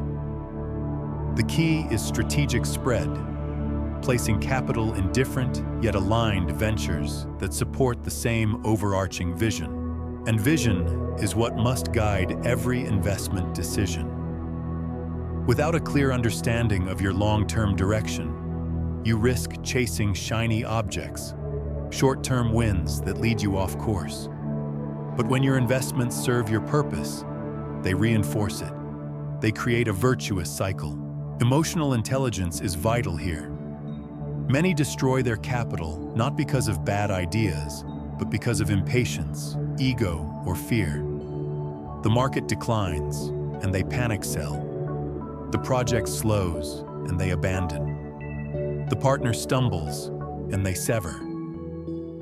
But wealth is not only grown through decisions, it is preserved through composure. Another truth, capital must be maintained. Just as wealth can be built, it can also degrade through neglect, erosion, inflation, irrelevance. Skills atrophy, relationships weaken, money loses value if uninvested. Therefore, part of the investment mindset is stewardship. Tending to your capital like a living thing. Protecting it, nurturing it, refining it, and reinvestment is the key to growth. The most successful do not extract from their systems, they feed them. Profits are reinvested into people, tools, systems, new ventures. Knowledge is reinvested through teaching or applying at higher levels. Trust is reinvested by showing up consistently. In this way, every return becomes the seed of the next expansion. Investing also requires discernment between cost and investment. Many avoid spending on tools, training, or support, thinking they are being frugal. But sometimes, the greatest risk is not spending, but withholding. The question to ask is, will this return more than it costs in time, energy, opportunity, or freedom? If yes, it is not an expense, it is an investment. You must also learn to evaluate risk, not emotionally, but intelligently. What is the downside? What is the upside? What are the probabilities? What are the hidden variables? This kind of thinking takes time to develop, but it is worth every moment. Because a single poor investment can undo years of progress, while a single wise one can unlock exponential momentum. And as your capital grows, so must your capacity. More resources require more responsibility. Without the mindset to manage growth, capital becomes a burden. But with preparation, it becomes a lever, a force multiplier. Lastly, remember that not all returns are visible. Sometimes an investment may not yield money, but it builds character, trust, reputation, insight. These returns may be harder to quantify, but they shape your future more than you know. And so, we turn now from investment to independence. Because once you understand how to grow and direct capital, the next natural step is ownership, control, autonomy. The ability to shape your own economic reality without reliance on outside forces. Financial autonomy is not a destination, it is a strategy. And it begins with the decision to own your path. There is a quiet revolution that happens when one stops depending and starts designing. Financial autonomy is not merely having money, it is having control. It is no longer being dictated by systems, employers, institutions, or unpredictable markets. It is reclaiming your role as the architect of your economic life. It is the shift from survival to sovereignty. To become financially autonomous is to declare, I will build, own, and direct the flows that sustain my life. It is not just a goal. It is a mindset, a strategy, and ultimately, a lifestyle. The road to autonomy is not paved with rebellion, but with responsibility. It is not about rejecting systems entirely, but about understanding them deeply enough to operate independently within or outside them. Autonomy begins with ownership. Ownership of your income streams, your time, your skill sets, and most of all, your decisions. It means choosing to build something that is not subject to the whims of a boss, the volatility of a single market, or the approval of gatekeepers. Whether it's a business, a portfolio of investments, a freelance career, or intellectual property, the autonomous build assets, not just jobs. Think of J.K. Rowling. She created a universe from her imagination, an intellectual asset that transcended books, spread into films, products, and theme parks. What she wrote in solitude eventually became a multi-generational source of wealth. She no longer had to trade hours for income. Her work worked for her. This is the core shift, moving from earning through effort to earning through systems. It does not mean eliminating effort. It means that your effort creates machinery. Machinery that runs, grows, and evolves even when you rest. Autonomy also involves diversification. The financially autonomous do not rely on a single stream of income. They cultivate multiple channels, some active, others passive, some built on skill, others on capital. This strategy is not just about growth, it's about protection. When one stream dries, the others sustain. To achieve this, you must begin by mapping your skill set to market demand. What do you know, do, or think about differently that could be offered in a valuable way? What problems can you solve? What insights can you monetize? What assets can you create? The answers are the seeds of your independence, but skill is only part of it. Discipline is required. Autonomy means managing your own structure, setting your own pace, holding your own standard. There is no manager when you are the system. There is no external pressure, only internal commitment. This is why many fear autonomy. It demands inner order. And where chaos lives within, autonomy can feel like exposure. That's why the journey often begins not with new ventures, but with personal structure, clarity of goals, scheduling, budgeting, and execution. The financially autonomous think long-term. They delay gratification. They invest in infrastructure before luxury. They also build buffers, not just in savings, but in energy, knowledge, and optionality. They create room to breathe, to pivot, to say no. And that room becomes leverage. When others are forced to accept poor terms, the autonomous walk away. But autonomy is not isolation. It is connection on your own terms. The most successful autonomous individuals build networks, collaborative ecosystems of trust, skill, and opportunity. They exchange, trade, and grow voluntarily, not from dependency. To cultivate this, seek mentors who embody this life. Learn from models of ownership. Read their stories. Study their systems. Imitate their discipline. Autonomy has patterns, and those patterns can be learned. Another component: tools. Use technology to scale. Automate processes. Delegate tasks. Build digital infrastructure. Whether it's a store, a brand, a portfolio, or a course, tools extend your effort beyond your time. They free you to focus on strategy, creation, and vision. Financial autonomy also involves risk. When you leave the comfort of security, you face volatility. But autonomy is not recklessness. It is informed risk. It is knowing that the discomfort of self-reliance is better than the illusion of safety. Because no job, no employer, no single client can guarantee your future. But your ability to create, adapt, and respond can. So you build your fortress, not of walls, but of options. The more you build, the less you fear. The more systems you own, the fewer compromises you make. And one day, the world does not dictate what you do on Monday. You do. But remember, autonomy is not a place you reach. It is a way you operate. It is not a fixed number in your bank account. It is a flexibility you've earned. And like a muscle, it must be maintained. Which leads us to the balancing principle: risk and opportunity.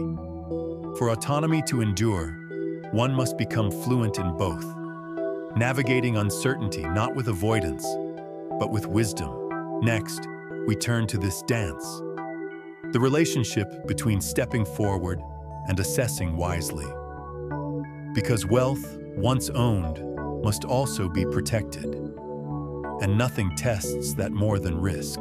Risk is not the enemy of wealth, it is its twin. Opportunity rarely arrives without uncertainty riding its coattails. And the truly prosperous do not flee from risk, nor do they chase it blindly. They learn to navigate it, to assess it, and most importantly, to extract wisdom from it. Wealth creation is not a game of chance. It is a disciplined dance with probability. The first rule of risk is this: risk is not inherently bad. It is the price of admission to every great breakthrough. The question is never, is this risky? But rather, is this risk measured, intelligent, and aligned with my vision? Recklessness is not bravery, but neither is paralysis safety. Think of the explorers who crossed oceans when the maps were incomplete, or the innovators who challenged industries long established, or the investors who placed capital where no guarantees were given. Every one of them faced risk, not out of thrill-seeking, but because they saw something others did not. Risk, when aligned with insight, becomes a vehicle. One of the most powerful tools for managing risk is discernment. You must become a student of consequence. What is the worst-case outcome? Can you survive it? What is the best-case reward? Is it worth it? What are the odds? And how can you improve them? This is strategic thinking. It is not about eliminating fear. It is about disarming its power through clarity. Fear thrives in vagueness, but when risk is dissected, it loses its bite. You can face what you understand, you can prepare for what you predict, and you can pivot from what you observe. Consider the entrepreneur who launches a business with no market research, no feedback, no financial runway. That's not courage, it's blindness. But the one who pilots a lean version, gathers user insight, sets backup plans, and enters with discipline, that's strategic boldness. The action may look similar, but the risk is radically different. Risk is also dynamic. What was dangerous at one level becomes manageable at another. When you have more skills, more capital, more network, you can afford to take larger leaps. This is why the growth of your internal world is inseparable from your external opportunities. As your capacity increases, so does your ability to move through volatility. And volatility must not be feared. It must be understood. Markets rise and fall. Trends shift. Conditions wobble. But chaos is not failure. It is environment. The key is positioning. The wind may blow wildly, but the skilled sailor adjusts the sails, and in that wind, new paths emerge. This leads to a powerful truth. Opportunity often hides behind discomfort. The thing you avoid, the call you delay, the project you postpone, that may be the very opening to your next expansion. The mind prefers the familiar, but the familiar rarely contains breakthrough. If you seek comfort, accept limitation. If you seek growth, welcome stretch. Welcoming stretch doesn't mean acting on impulse. It means building systems of evaluation. What are your personal risk rules? Do you cap how much time or money you'll invest before validation? Do you require data, feedback, alignment before commitment? These systems protect you, not from loss, but from emotional decision-making. Because the worst losses rarely come from miscalculation. They come from ego, from desperation, from overreach. The antidote is structure, the discipline of assessing before leaping, of reviewing before repeating, of pausing before reacting. Still, not all risk can be tamed. Life will throw the unexpected. That is where emotional resilience becomes the asset. The ability to remain steady when outcomes wobble. The ability to keep your principles when plans change. Risk reveals character, and those who stay calm in chaos rise faster than those who panic in order. This is why diversification matters. Never build your life on a single point of failure. Spread your income. Spread your influence.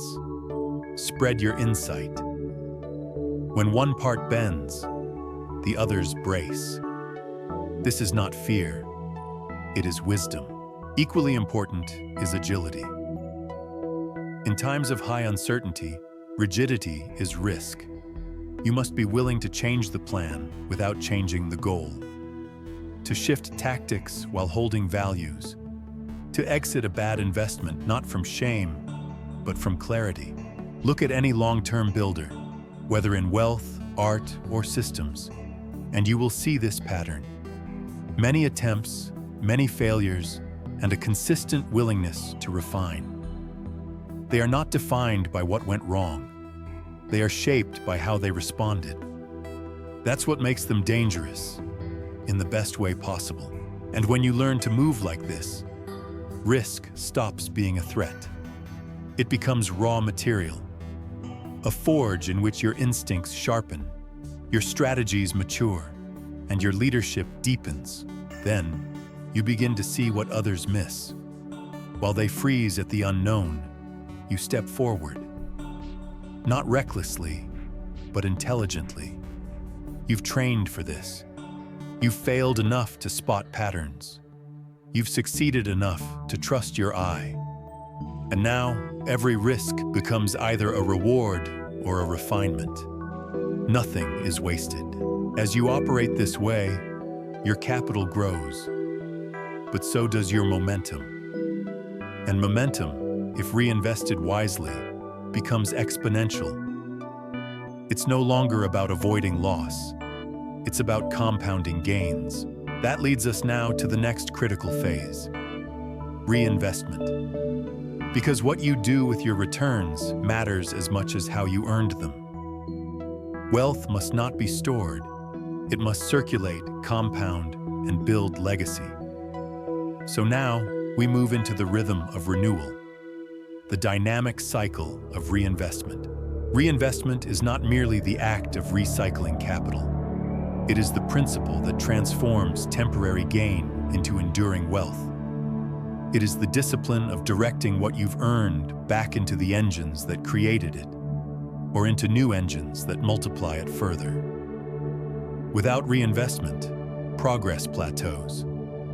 With it, each success becomes the foundation for the next. This is how momentum becomes compounding force. At its core, reinvestment is a mindset. It's the recognition that profit is not the endpoint. It's the beginning of the next cycle. The question is never simply, what did I earn? But what will I do with what I've earned? And the answer to that question determines whether you build a moment of wealth or a legacy of abundance. Reinvestment applies not just to money, but to time, energy, skills, relationships, insights.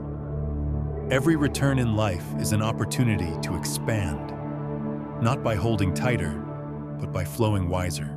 Imagine a farmer who harvests a crop, sells it, and eats the profit. 1 year of success, followed by barrenness. But the wise farmer sets aside seed, enriches the soil, repairs the tools. They prepare for the next planting. This is reinvestment, the act of honoring what created the harvest by strengthening its future. In business, reinvestment may look like upgrading systems, hiring better talent, refining branding, or developing new products. In personal development, it might mean enrolling in advanced training, attending strategic events, or spending time with mentors. In health, it means taking rest, nutrition, and renewal seriously, so the energy that earned your success is sustained long-term. What unites all forms of reinvestment is intentionality. It is not spending, it is strategic allocation. You look at each resource and ask, where will this have the highest return over time? This question must be asked repeatedly, because the temptation is always consumption. As income grows, so does lifestyle.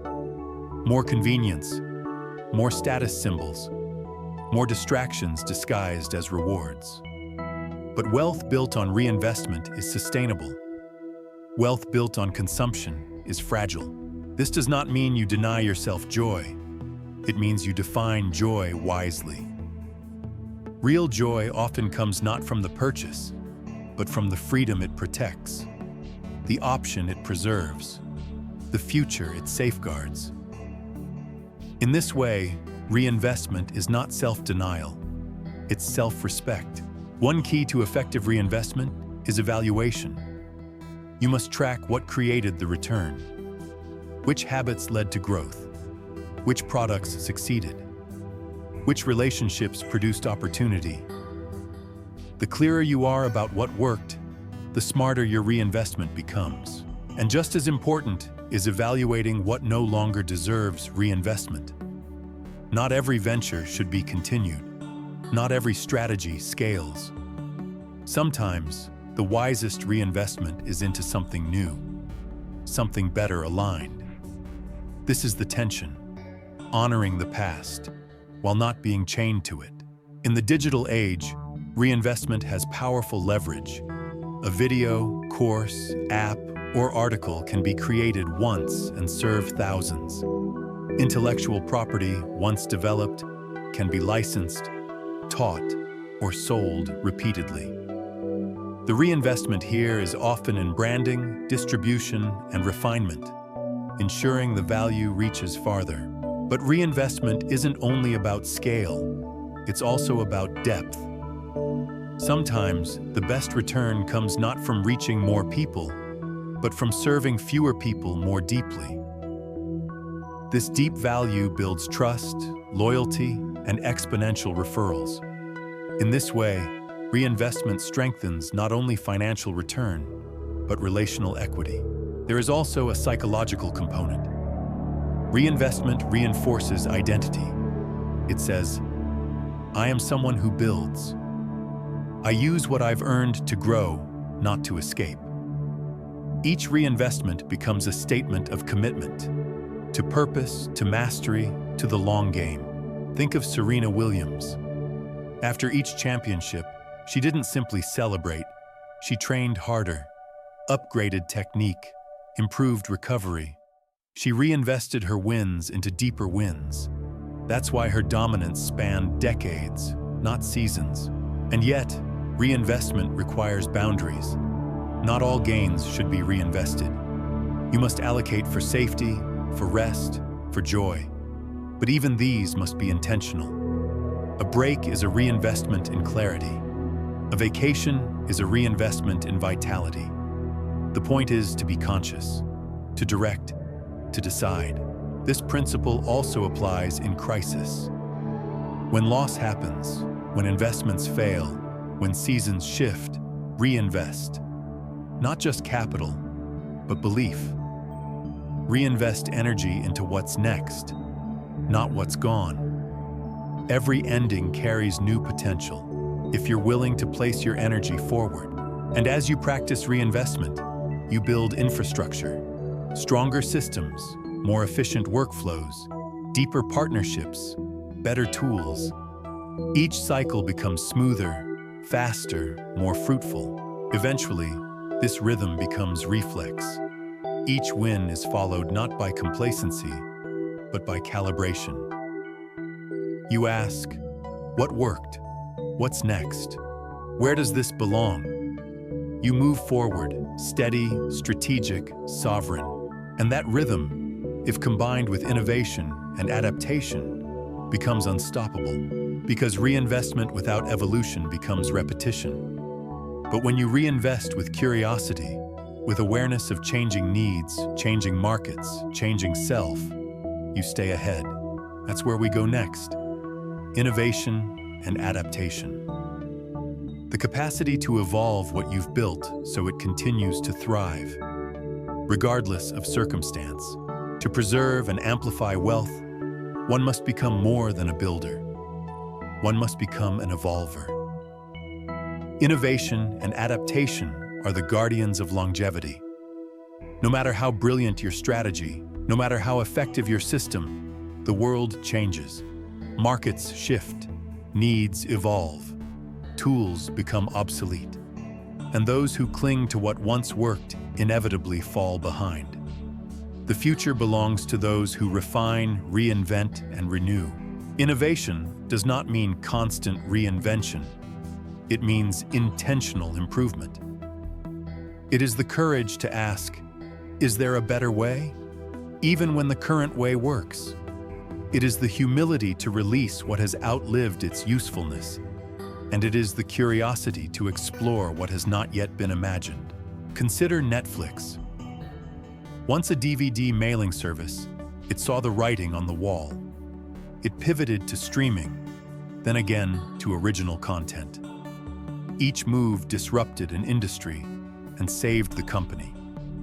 It could have clung to its past. Instead, it adapted, evolved, and dominated. This capacity is not reserved for corporations. Every creator, coach, investor, builder, or freelancer faces the same choice: stagnate or evolve. The difference is not size, it's mindset. Innovation begins with observation. Where is friction increasing? Where is feedback repeating? Where is demand changing? Innovation is not born in isolation.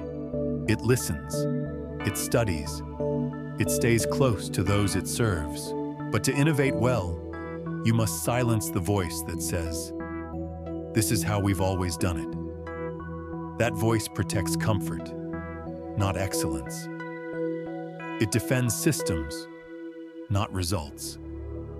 When you outgrow that voice, you make room for better questions and better outcomes. Adaptation, meanwhile, is the willingness to shift in real time. It is not planned reinvention. It is present moment responsiveness. When conditions change, the adaptable adjust, without panic, without complaint. They read the signals and reorient. Think of nature's most enduring species, not the strongest, but the most adaptable. The ability to pivot is more valuable than brute force. The business that adjusts pricing, delivery, or product quickly outlives the one that resists change for the sake of consistency. Adaptation also means emotional flexibility. When outcomes shift, the rigid collapse. The adaptable reframe. They don't take the change personally. They use it professionally. They ask, "What is this moment asking of me?"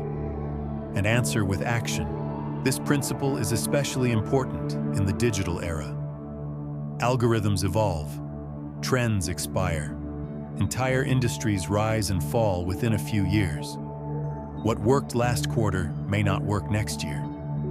Adaptability protects relevance, and relevance protects revenue. But innovation and adaptation are not only reactions, they are practices. You can train them, Make time regularly to step back and review. What are you doing because it's comfortable, not because it's optimal? Where are you coasting? Where are you outdated? Even success can be a trap. The applause of one level may blind you to the demands of the next. That's why the most innovative minds stay students. They read, watch, travel, ask, surround themselves with new perspectives. They resist the urge to be the smartest in the room. Collaboration accelerates innovation. Expose your ideas to other thinkers. Let friction refine them. Let feedback sculpt them. Let diversity challenge them. Innovation thrives where minds meet, not where ego rules. Technology is also your ally. Automate the repeatable. Digitize the manual. Analyze with tools, not just intuition. Tech is not a threat. It is an amplifier. When used well, it saves time, increases output, and expands reach. But only if you stay curious, and that curiosity must extend to self. You too must evolve. Your identity, your standards, your self-image. Who you were at the beginning of your journey is not who you must remain. Let go of the old stories, the old labels. Make room for the next version of you. This evolution is not betrayal, it is growth. Just as the snake sheds its skin to survive, so must you. What beliefs have expired? What mindsets have served their term? What practices once useful now hold you back? Release them with gratitude, with grace, and walk lighter. The more you evolve, the more your work reflects your current power, not your past potential. And the more value you offer, the more aligned you become with the future that's unfolding. Innovation and adaptation do not mean abandoning the core. They mean expressing it more effectively. The mission stays, the method matures. That maturity creates momentum, and momentum invites allies, which leads us to the next principle: strategic alliances. Because the evolved do not walk alone. They partner with purpose. They link strengths. They expand impact through alignment. The next level is rarely reached in isolation. It is built through chosen collaboration. And to do that well, one must understand the architecture of alliance. No great endeavor is carried alone. Behind every transformative movement, lasting enterprise, or influential voice, there are alliances, strategic, intentional partnerships where strengths multiply and weaknesses are covered. Strategic alliances are not merely about networking or connection. They are about alignment. The alignment of values, of vision, and of complementary power. In a world increasingly connected, but often superficially so, the ability to form deep, mutually beneficial alliances is not a luxury. It is a necessity. Success in isolation is possible, but rare. Success accelerated through alliance is not only faster, it is richer, more stable, and more expansive. The first key to building a strategic alliance is clarity. You must know what you bring to the table.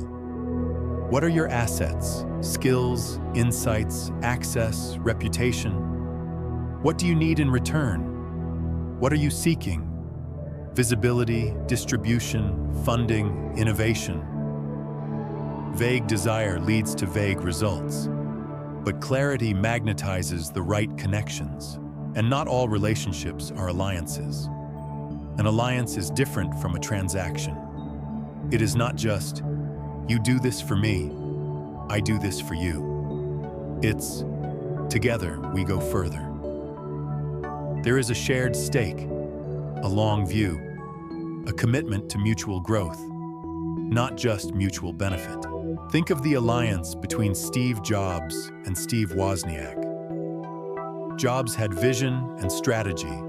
Wozniak had technical genius.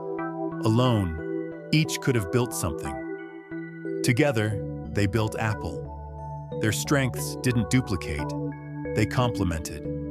This is the anatomy of a true alliance. To form such partnerships, emotional intelligence is required. You must know how to listen, how to communicate, how to navigate disagreement. Trust is not built through agreement.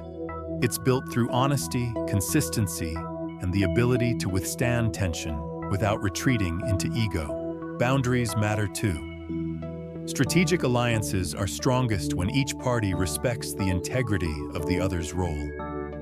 Clarity in expectations, deliverables, and responsibilities protects the alliance from misalignment. Ambiguity kills trust. Precision builds it.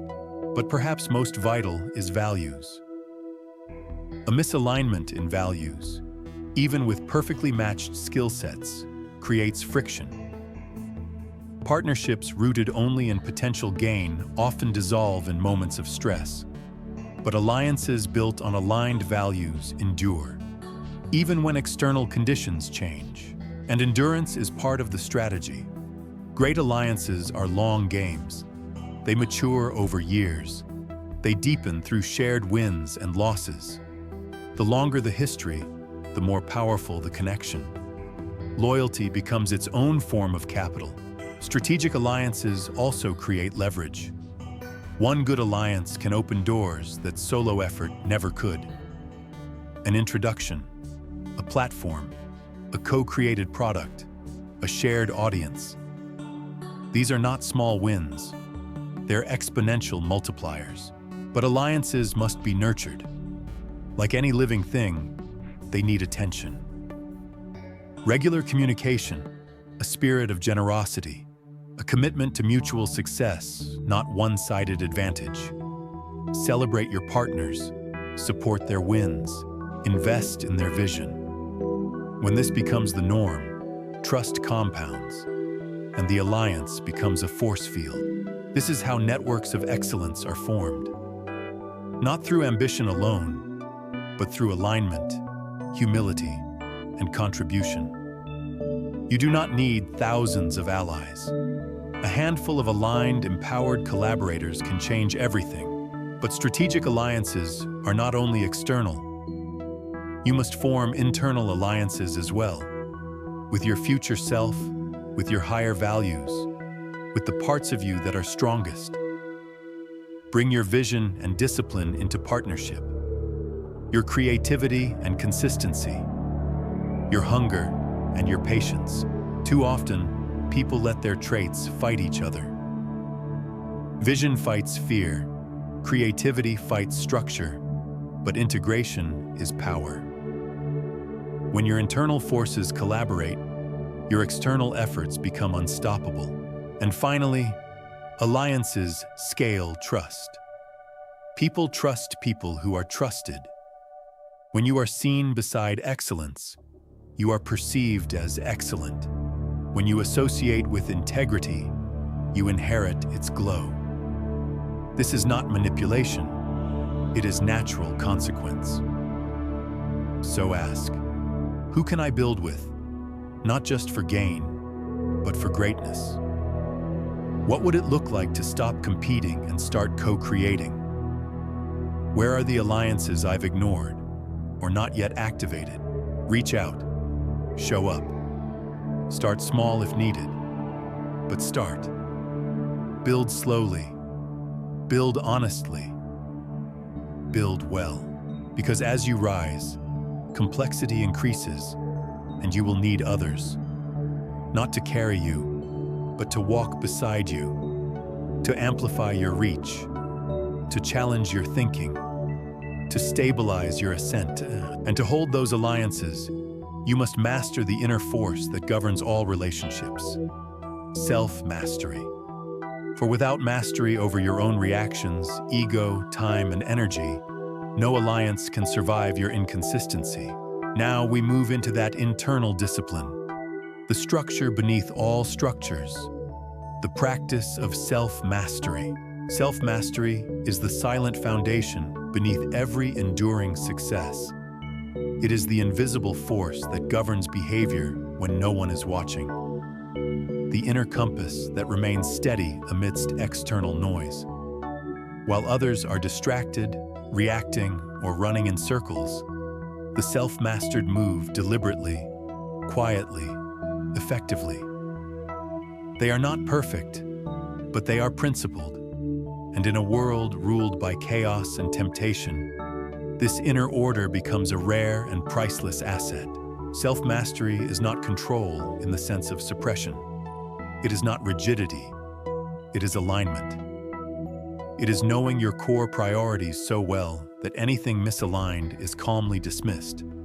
It is recognizing the impulse, but not obeying it. Feeling the emotion, but not becoming it. Hearing the noise, but not being pulled into it. Those who master themselves master their time. They understand that time is not just hours, it is attention. And wherever attention flows, life follows. The self-mastered do not allow their focus to be hijacked. They guard it like treasure because it is. They also master emotion, not by avoiding it, but by integrating it. Anger becomes fuel, fear becomes data, desire becomes direction. These emotions, unmanaged, create sabotage. Managed, they become energy. Consider Marcus Aurelius, emperor and Stoic philosopher. Amid wars, politics, and betrayal, he maintained a journal, a practice of introspection and discipline. He did not let power corrupt him, nor pressure break him. He ruled not just Rome, but himself. That is the mark of self-mastery. Leadership begins within. In practical terms, self-mastery looks like consistency. Showing up when it's boring, honoring your word, especially to yourself. Choosing action over excuse, progress over perfection. It's the entrepreneur who still wakes early after success, knowing that discipline, not dopamine, built their empire. It's the athlete who trains off-season, not for applause, but for integrity. It's the creator who continues to refine, even when no one's watching. The self-mastered are not ruled by mood. They do not ask, "Do I feel like it?" They ask, "Is this aligned with who I'm becoming?" And that question clarifies everything. This does not mean rigidity. Self-mastery allows for rest, for fun, for pause. But these are chosen intentionally, not as escape, but as renewal. Even in relaxation, there is presence. One of the greatest threats to mastery is distraction. In a world designed to fracture your focus, the ability to maintain clarity is power. This means managing inputs, what you read, watch, consume. It means curating your environment, both digital and physical. It means training the mind to return to center when pulled off course. And it means building routines, not for their own sake, but as scaffolding for your energy. Morning rituals, planning sessions, reflection times. These practices are not glamorous, but they are foundational. Equally important is mastering your reactions. Many destroy opportunity not because of external failure, but because of internal volatility. A harsh word spoken in anger, a door slammed in pride, a post written in ego. One moment of mismanagement can unravel months of progress. The self-mastered learn to pause, to breathe, to respond, not react.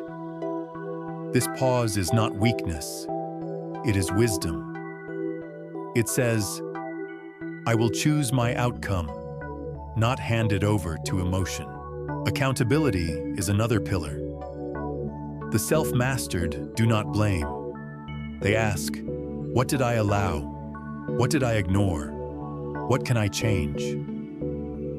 This radical ownership eliminates victimhood. It empowers action, and action is what mastery produces. Not overthinking, not endless planning, but movement, momentum, output. Yet self-mastery also includes softness, the ability to forgive yourself, to begin again, to adjust. The strongest are not harsh, they are kind. They lead themselves with truth and compassion. Because the journey is long, and only those who can recover quickly will endure. Your relationship with yourself is your most important alliance. And like any relationship, it requires maintenance. Speak to yourself with honor. Challenge yourself with love. Celebrate your efforts, not just your results. When you master yourself, your presence changes. You become trustworthy, not just to others, but to yourself. You begin to believe your own goals, because you know you will show up for them. That belief creates a stable identity. And from that identity, decisions become clear. The noise fades. You move forward, not faster, but firmer. And others feel it. They trust you, follow you, invest in you. Because mastery is magnetic. It signals something rare. This person is anchored, and an anchored soul cannot be blown off course. Now, we reach the final internal force: knowledge. For all mastery, investment, and strategy are temporary, unless supported by continuous learning. Knowledge is not just power, it is compounding power. And in the final stretch of this journey, we explore how the pursuit of learning becomes the cornerstone of sustainable wealth. Knowledge is not a static possession. It is a living, breathing catalyst. It expands, compounds, evolves. In the architecture of wealth, it is both blueprint and fuel. Without knowledge, action is blind. Without learning, mastery is fragile. Every level of success demands new understanding, and those who cease to learn begin imperceptibly to decline. The pursuit of knowledge is not a luxury, it is a non-negotiable. It is the force that refines judgment, sharpens strategy, and reveals opportunity invisible to the untrained eye. In a world shifting faster than ever, those who stop learning are not standing still. They are falling behind. Knowledge takes many forms: formal education, self-study, mentorship, experimentation, observation. What matters is not the format. It is the absorption. It is the integration. And most of all, it is the application. Information alone does not create transformation. But knowledge applied becomes wisdom, and wisdom applied becomes power. Consider Benjamin Franklin, a statesman, inventor, philosopher, diplomat. His superpower was not any single talent, but his endless curiosity. He read voraciously, he questioned deeply, he documented his reflections, he experimented. His pursuit of knowledge wasn't academic, it was active. He didn't study to collect facts, he studied to shape reality. That is the aim. Not knowledge for trivia, but knowledge for transformation. Start with asking better questions. Instead of, how can I make more money? Ask, what skills produce disproportionate value? Instead of, how do I get more clients? Ask, how can I build something so useful that clients come to me? Questions determine the quality of learning. Ask bigger ones, and then study. But not just anything. Study your craft, your market, your blind spots. Study history to gain perspective. Study psychology to understand behavior. Study strategy to refine movement. Books are the portable minds of the most brilliant thinkers. Conversations are doorways into unseen rooms. Experiences, especially failures, are libraries in disguise. The question is, are you noticing? Are you capturing the lesson? Capture is critical. Carry a notebook. Take digital notes. Use voice memos. Review what you learn. Let it root. What you don't write down is likely forgotten. What you revisit becomes part of you. And seek mentors, not just those ahead of you, but those beside you. Your peers are learning too. Their mistakes, wins, experiments, they are case studies if you're paying attention. Mentorship doesn't have to be formal. Read biographies, watch interviews, learn from distance. The most successful people often leave trails, books, speeches, content that others ignore. But don't just consume, synthesize. Take what you've learned and test it. Apply it. Share it. Teaching is one of the highest forms of learning. It reveals gaps, deepens comprehension, and spreads impact. Knowledge also protects you. It guards against manipulation. It strengthens negotiation. It reveals false opportunities and sharpens real ones. The educated cannot be easily fooled because they've done their homework, and knowledge multiplies capital. A skilled investor with $10,000 can outperform an untrained investor with $100,000. The edge is not the resource, it is the understanding of how to direct it. But learning must be lifelong. The greatest danger to success is the belief that you've figured it out. The market will prove you wrong. Life will shift. The rules will change. What worked before may become irrelevant. The self-learner stays ahead, so build learning systems. A book per week, a podcast during workouts, a quarterly retreat to reflect, a mastermind group to challenge thinking, a monthly review of what you've learned and how you've used it. Make learning a practice, not a project, and make peace with not knowing. Let humility lead. The wisest people often speak the simplest truths because they've wrestled with complexity long enough to distill it. Learning is not about sounding smart. It's about becoming useful. Beware also of intellectual arrogance, the illusion that more information equals more intelligence. Knowing more is not better. Using more is. So focus less on collecting and more on integrating. And as your knowledge expands, your perception sharpens. You begin to notice patterns others miss. You anticipate moves before they happen. You develop insight, not just information. And insight is currency. In this way, knowledge becomes your true compound interest. Each skill learned opens the door to 10 more. Each insight applied unlocks hidden leverage. Each perspective gained reframes your strategy. And over time, this layered understanding becomes unstoppable. Eventually, knowledge begins to shift your identity. You no longer just have skills. You are someone who solves, who sees, who creates, who leads. You don't just chase wealth.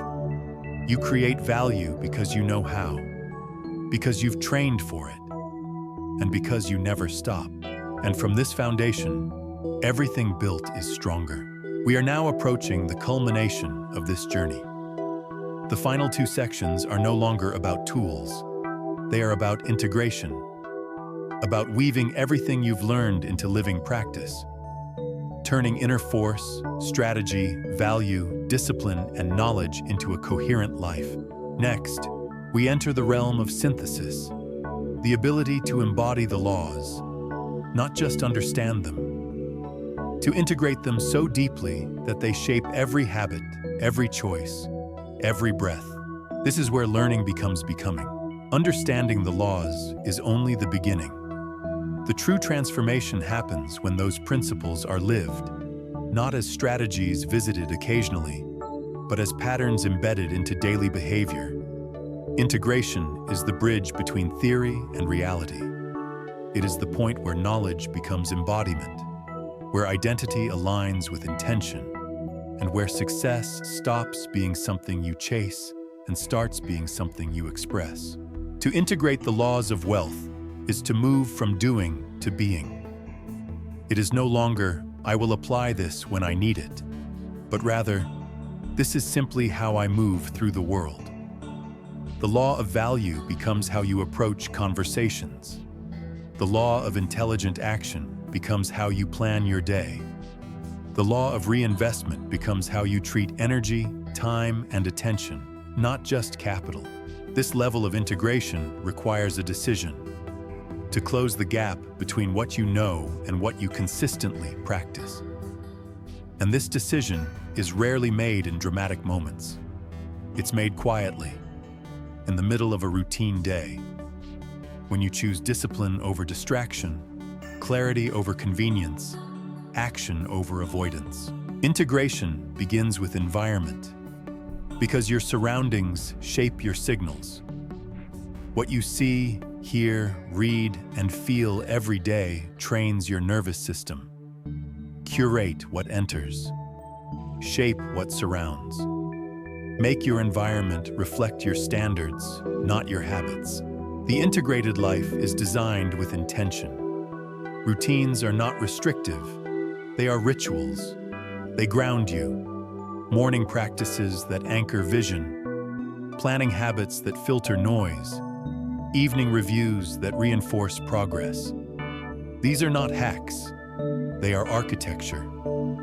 Without them, the structure bends under stress. Integration also involves feedback.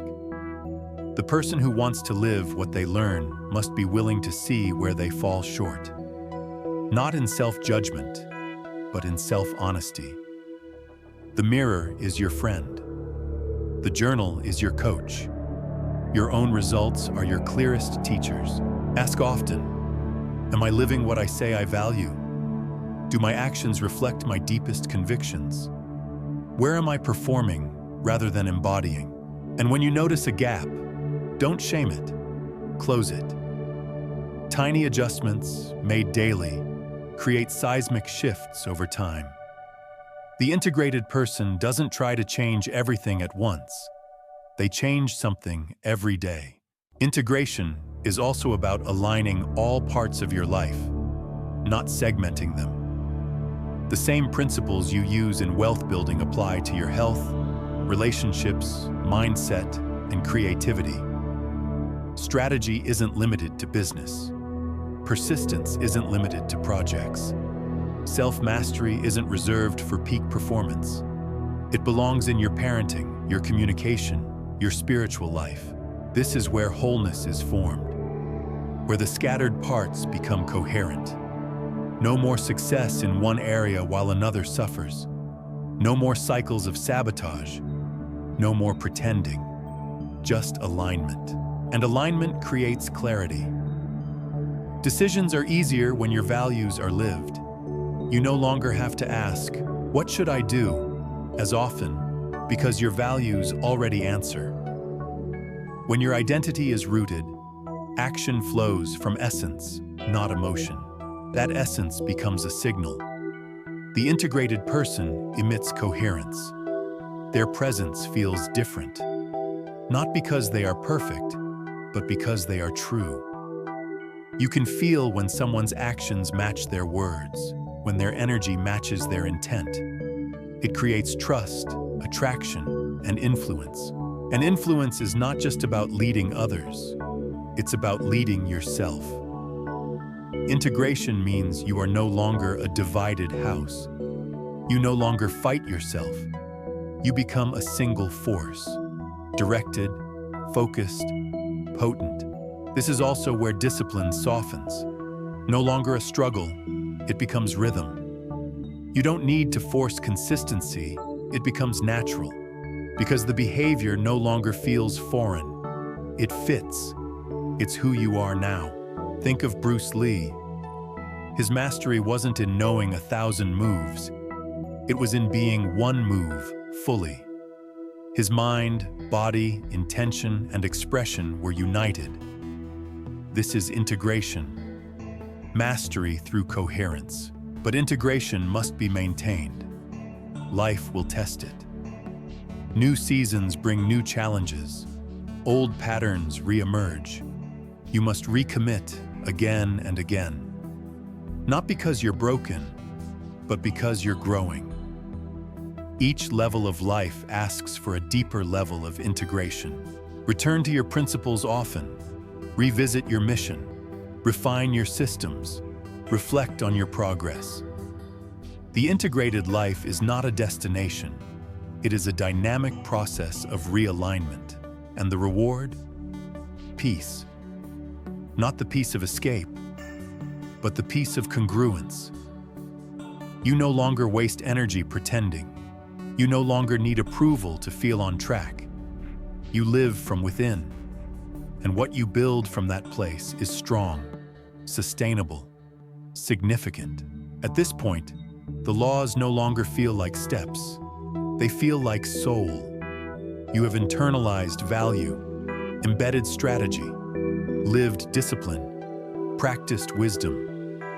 And through that living, you've changed. Not just what you do, but who you are. Now, we arrive at the final chapter. Not a conclusion, but a culmination, where all forces, inner and outer, merge into creation, where you no longer wait, wish, or wander. You architect, you initiate, you embody the very force you once studied.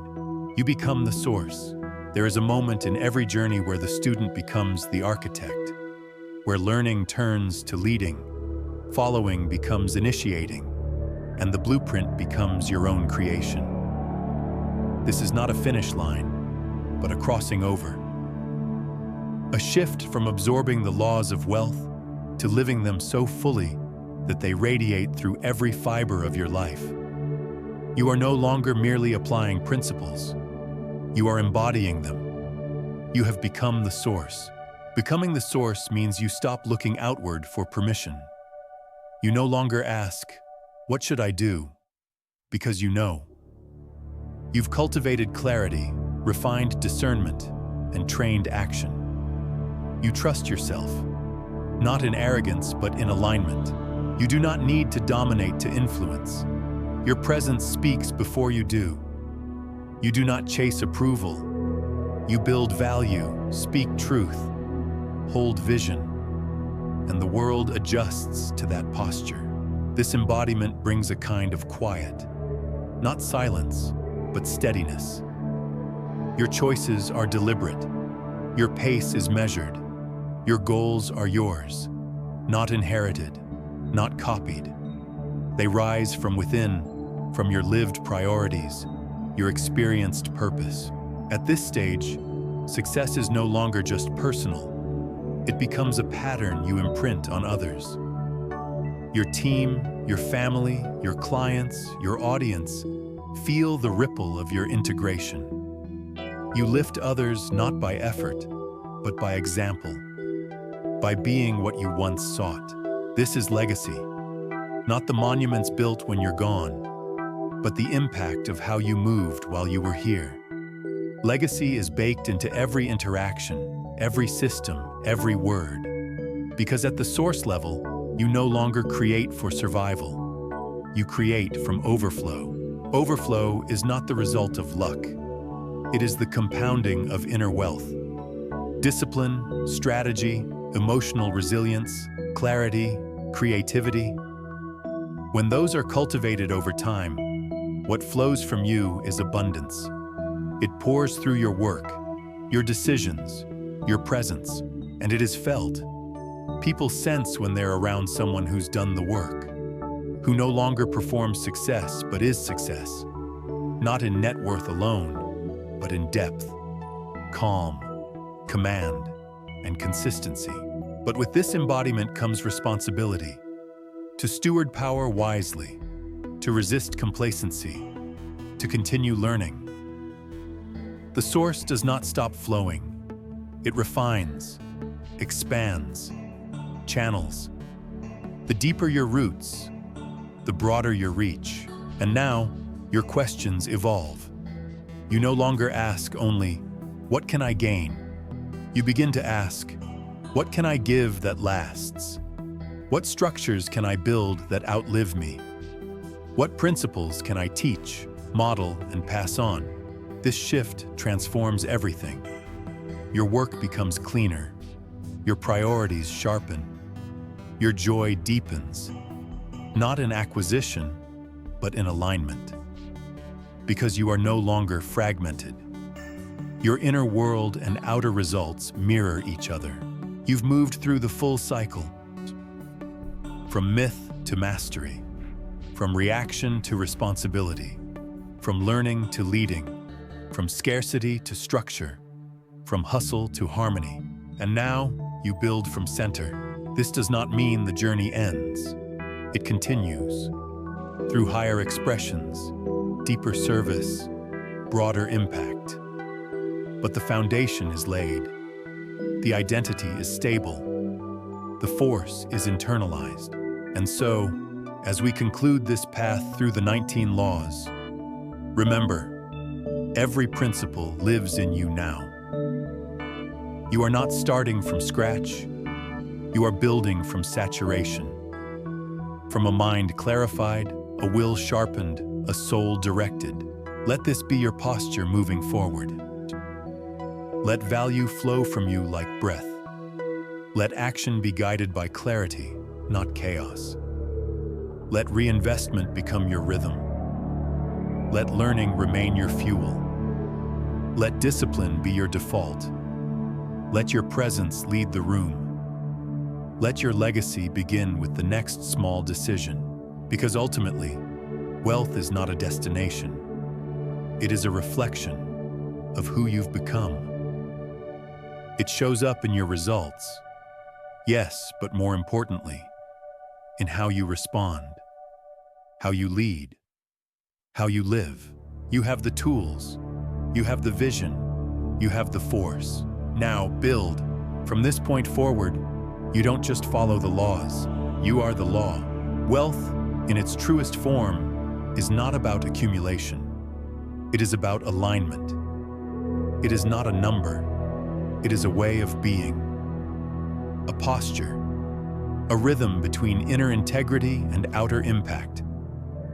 As you step away from these principles and re-enter the flow of your daily life, understand that the real journey begins now, not with more consumption, but with conscious creation. You have walked through the framework. You've studied the silent forces, will, discipline, intention, clarity. You've explored the outer expressions, value creation, capital investment, strategic action. You've understood that wealth is not just something you have, but something you become. Now, your task is not to remember every law. It is to embody their essence. Because when you do, you will carry them into your meetings, your decisions, your conversations, your solitude. The laws will not sit in a book. They will live in your breath, your posture, your presence. You will notice the difference. Where others hesitate, you will move with certainty. Where others react, you will respond. Where others seek escape, you will seek alignment. You will no longer be swayed by noise, because you have tuned yourself to signal. And what you build from this place, whether it be business, art, service, family, wealth, will bear a different kind of mark. It will not just reflect skill, it will reflect soul. People will sense it. They may not always name it, but they will feel the depth, the consistency, the quiet power. That is your legacy. Not just the money you leave behind, but the energy you infused into everything you touched, the systems you refined, the people you empowered, the truths you lived. So remember, you are not chasing wealth. You are becoming the kind of person to whom wealth naturally flows. You are not just working harder, you are working wiser, through alignment, leverage, and principle. You are not waiting for opportunity. You are building capacity so that opportunity recognizes you. And above all, you are not alone in this journey. Every time you live these laws, you create resonance. Others feel it. They rise too. In your presence, they start to believe differently, think differently, move differently. This is how transformation ripples outward, from one integrated life to another, from one silent decision to a generational shift. You are not merely a participant in this economy. You are a force within it. So walk forward now, not with fear, but with clarity. Not with rush, but with rhythm. You have the blueprint. You have the breath. You have the will. Build boldly. Live deliberately. Leave something that matters. Because the law of money was never just about money. It was always about who you become when you decide to build with wisdom, power, and truth.